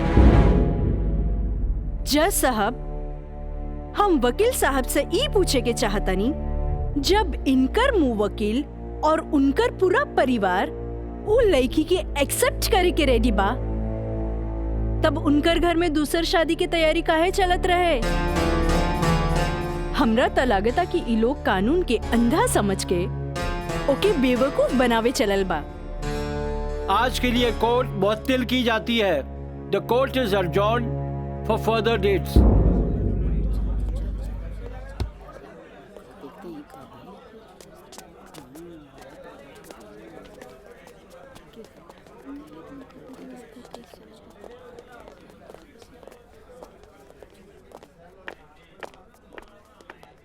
वकील साहिबा, अरे वाह, तू तो बड़ा चालाक बड़ू हो। एफिडेविट करवा के मैं कि तू अच्छा यूज कैलू। आपके के कह दलस कि कोई वकील के सबूत इकट्ठा करे खातिर चालाक ना होके के चाहिए? बाकी चालाकियों में भी हम तोहर बापे निकलब। और अगला डेट में दूध में ऐसा पानी मिलाई, देखते रह जाओ। चलो बाबूजी। देखो काजल जी, कल कोर्ट में उनके वकील ने जो बहस की, ये एक केस है 99 दिल्ली का। तुम्हारे केस से बहुत कुछ मिलता जुलता है। जी सर। और इसमें उसके पक्ष में फैसला हुआ था। मैं इसको अंडरलाइन कर दे रहा हूँ। ओके। हाँ। तो ये पॉइंट जो है, ये पॉइंट ध्यान से पढ़ लेना। जी सर। और कल तुम्हारी बहस में ज्यादातर ये बातें होनी चाहिए। ओके। समझ गई ना मिथिलेश? जी। थोड़ा ध्यान रखना, ये सारे पॉइंट्स इसके दिमाग में बैठ जाने चाहिए, क्योंकि सारी बहस इसी पर होनी है। जी। कल की बहस बहुत इंपॉर्टेंट है। जी सर। ये बुक ले जाओ, अच्छी तरह से इसकी स्टडी कर लेना। जी सर। ठीक है, जाओ बेटा। Thank you sir. God bless.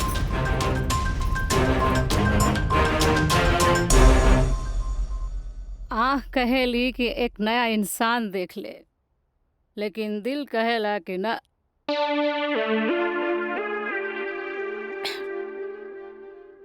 कि वह शख्स एक दिन लौट के जरूर आए।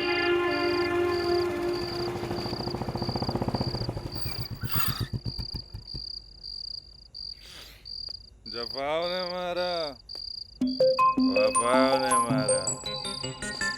निराली, अरे निराली, मुझे तेरी अदाओं ने मारा।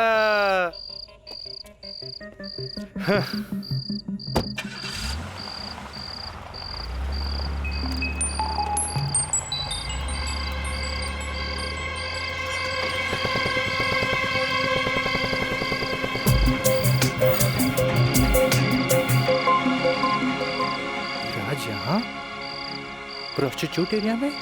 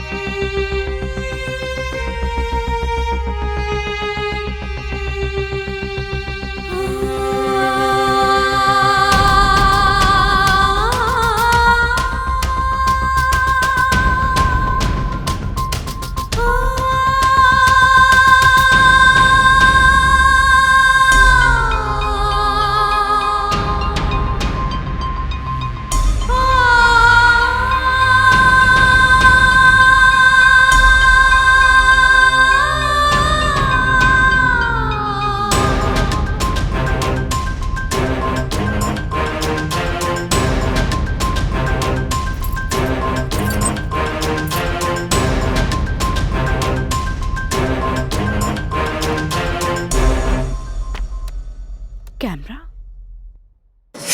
अब जाए भी और जल्दी आई। ठीक बा।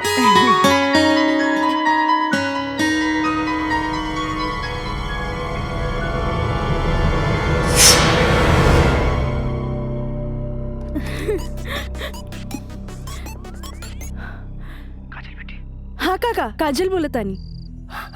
काजल बिटिया काम हो गई। काम हो गई काका? जल्दी से 3 कोनवा पर आ जा। ठीक है काका, आवतानी। का बात है? केहू देखत तो नहीं खे। इला तार दिहल कैमरा और ई रहल कैमरा के चिप बिटिया। हे भगवान, बहुत बचपुचा के आइल बानी ताकि केहू के शक ना हो। थैंक यू काका। अरे रिका बिटिया, देखा बिटिया, भगवान के घर में देर होला, अंधेर नहीं खे, और भगवान तारा बहुते कामयाबी दी है। अच्छा बिटिया जी। अच्छा बिटिया, हम जाता हैं। ठीक बा।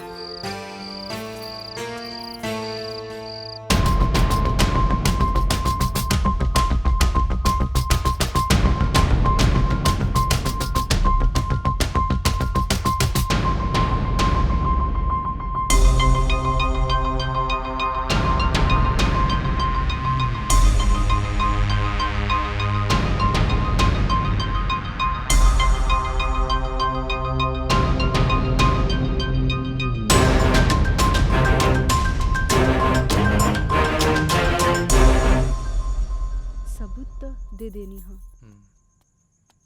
बाकी सर आ गए ले।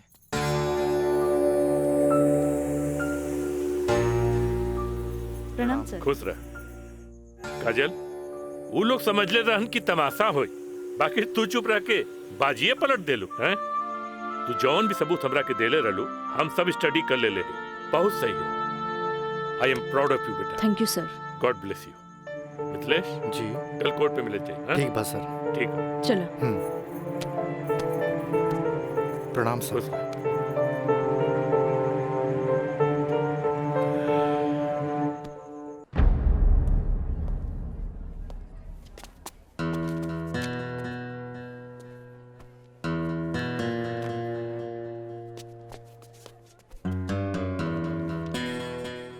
अदालत की कार्रवाई शुरू की जाए।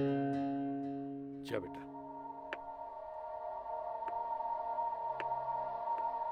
मिलॉर्ड, असल में ई केस एगो अय्याश अमीर आदमी के अय्याशी के केस है। साथ में पढ़े वाली छात्रा के अपन अय्याशी के जाल में फंसा के ओकर असमत से खेले के केस है। I object my lord. हमार वकील साहिबा के शायद दिमाग खराब हो गई बा जी। हमार मुवक्किल पर बेबुनियाद घटिया इल्जाम लगा रहल बाड़ी।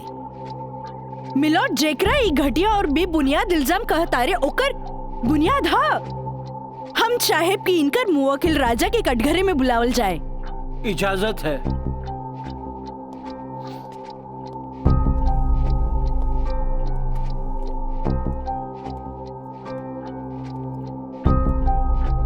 जज साहब, ई उहे आदमी ह जे लड़की के चाय के कुर्बा समझेला, जेके पिया और फेंक द। इनकर अयाशी के सबूत के तौर पर हम अपन एगो गवाह पेश करे के चाहतानी। इजाजत है। Thank you.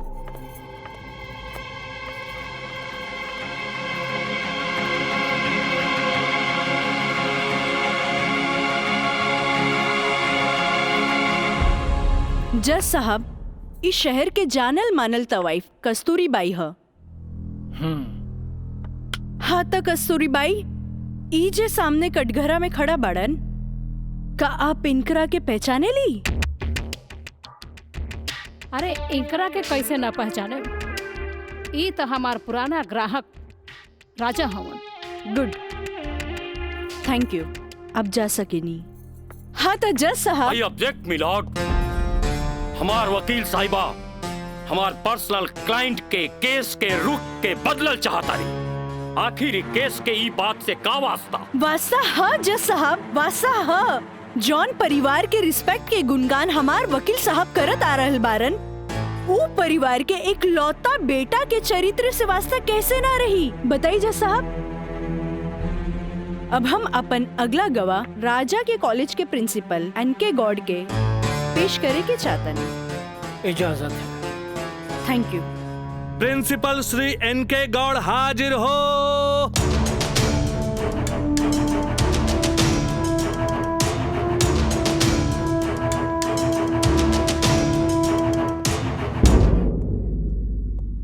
हाँ तो प्रिंसिपल साहब, आपकी कॉलेज की एक छात्रा काजल सिन्हा के साथ जब ई शख्स सरेआम छेड़खानी कैलस और जब वो आपसे रिपोर्ट करे के बाद पुलिस में जात रही, तब आप का कहनी?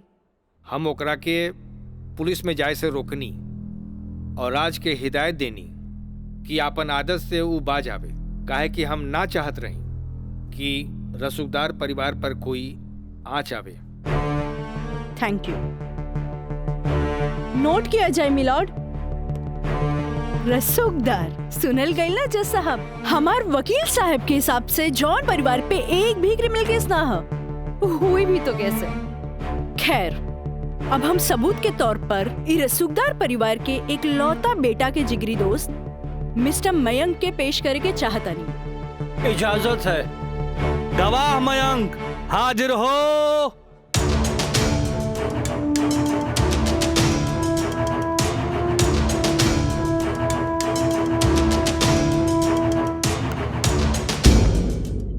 हाँ तो जज साहब। जज साहब, हमार वकील साहिबा खामोखा अदालत के वक्त के बर्बाद कर रहल बाड़ी और उस सवाल के जवाब देवल नहीं की चाहत जेमे बियाहता के पति और पति के पूरा परिवार बियाहता के रखे खातिर तैयार बा। तही बात में कौन जान के खतरा बा? बियाहता ई शख्स उहे आदमी बाड़न जेकर मदद से शादी जैसन पवित्र बंधन के आड़ में कानून के धोखा देवे के साजिश रचल गई, जेकर रचयिता बाड़े मिस्टर राजा और साथ देवे वाला बाड़े मिस्टर मयंक। हाँ तो मिस्टर मयंक, तू अपन जुबान से ही उस सो कॉल शादी के आंखों देखा हाल बतावा। वैसे मिलॉर्ड, सबूत के तौर पर हम अदालत में एगो वीडियो क्लिप पेश करे के चाहतन। Thank you sir. Objection milord, यहाँ कोनो टीवी शो नहीं खे। अखामोखा वकील साहिबा हमनी के और अदालत के वक्त के बर्बाद कर रहल बाड़ी।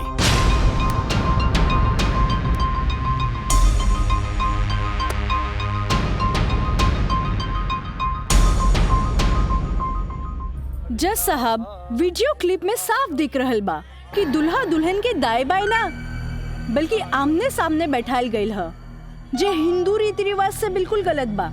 और ऐसे नहीं से भइल काहे कि पंडित से शादी ना करावल गई, एक बहरूपिया से पंडित के रूप धरावल गई। आप यही क्लिप के साथ पंडित के बयान खुद से देख ली। जज साहब, हम रेलवे कर्मचारी हैं। रुपया के लालच हमरा के नकली पंडित बने पर मजबूर कई देलस। जज साहब, हम एक गरीब आदमी बानी और पैसा का लालच बड़े बड़े लोगन के अच्छा और बुरा समझे का शक्ति के छीन लेला। हम तो एक गरीब आदमी बानी। दोस्त के कहला पर हम एगो भलता आदमी के पुजारी बना के इन लोग का ब्याह करवा देली। आखिर हम भी क्या करती? जज साहब, काजल की खूबसूरती का हम दीवाना हो गई और काजल के पावे खातिर हम समाज और कानून के हर सीमा के भी लांग गईली। हाँ तो जज साहब, हमार दूसरा वीडियो क्लिप देखी जे ई साबित कर दी कि धारा 420 से शुरू हो करके धारा 376, 375, 362, 361, 120B के उ लड़की के साथ अंजाम दिल गल बा। और जज साहब लगे हाथ हमार दूसरा वीडियो क्लिप भी देख ली प्लीज।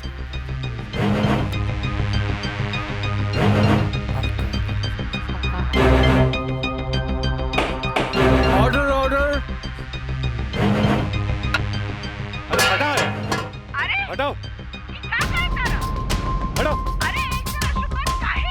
हम सही कहा था नहीं भाई, अभी बियाह ना हुई। तोहरा के बियाह करे के कौन कहले रहे? तो का करती? वैसे ना मानत रहे तो हम कानून से बचे के खातिर बियाह के नौटंकी कर देनी। जाके ओकरा बुला के झाड़ लिया। अरे बाबूजी, अगर ऐसे ला के खड़ा कहीं नू तो ऐसा नहीं कितना पतों से तारी घर बढ़ जाई, बुझाई?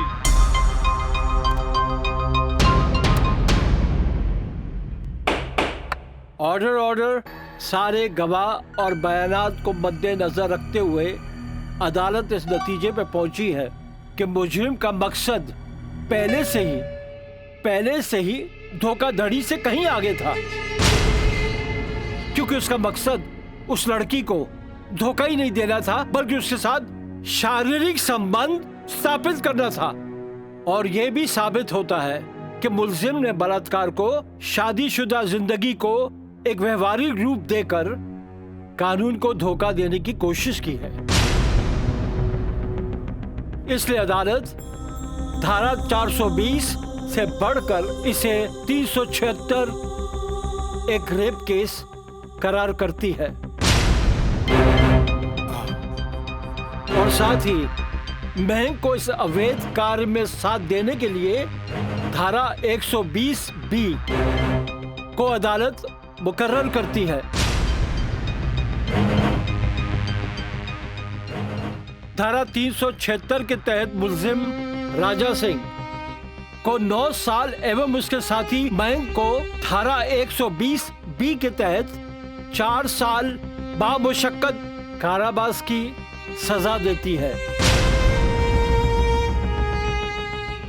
और पंडित देवी दत्त को नौकरी से बर्खास्तगी के साथ IPC 34 एवं 120B के तहत 2 साल की सश्रम कारावास देती है और अदालत जगदम्बिका पाल सिंह जैसे हर अमीर बाप को यह हिदायत देती है कि पुत्र के मुंह से उनके उल्टे सीधे कारनामों में बेटों का साथ न दें। और इन्हीं फैसलों के साथ अदालत आज बर्खास्त की जाती है। Thank you.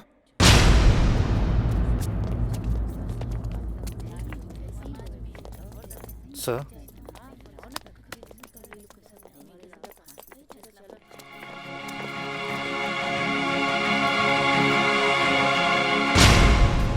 ए बेटा, हम तोरा बिना हम कैसे जियब रे?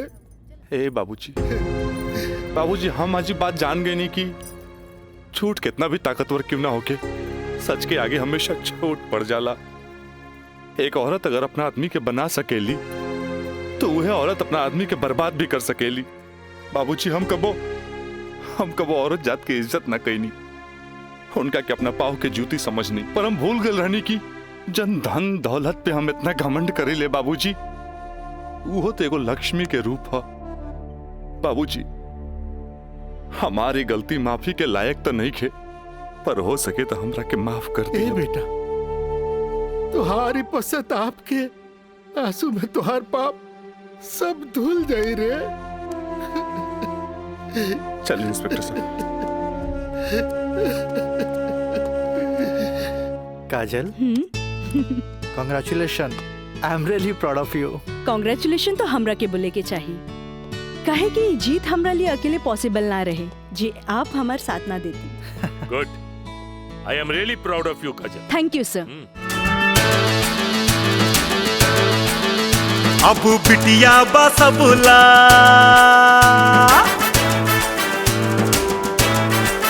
हो, अब बिटिया बसबुला अबला ना बोझ रे, आइल में का जमाना सोच भइल सोझ रे। अब बिटिया बसबुला अबला ना बोझ, आइल में का जमाना सोच भइल सोझ रे। अब कानून बाटे साथ हाथ नइखे कमजोर रे, रहे सूतल समाज बेटी कई दिहली भोर रे। अब बिटिया बसबुला अबला ना बोझ रे।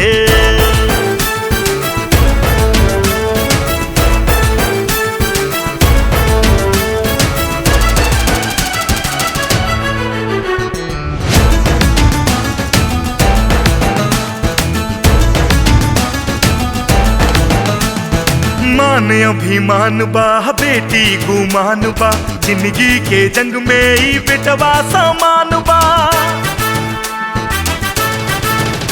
अरे मान अभिमान बा बेटी गुमान बा, जिंदगी के जंग में ही बेटवा समान बा। बिटिया के तरकस में हिम्मत के बान बा, बाबूजी के बाछी ता छुअत आसमान बा। कायल बा दुनिया बा बुनिया के ओझ के, इता बड़बड़ करना मानू करा ताटे रोज रे। अब बिटिया बसबुला अबला ना बोझ रे।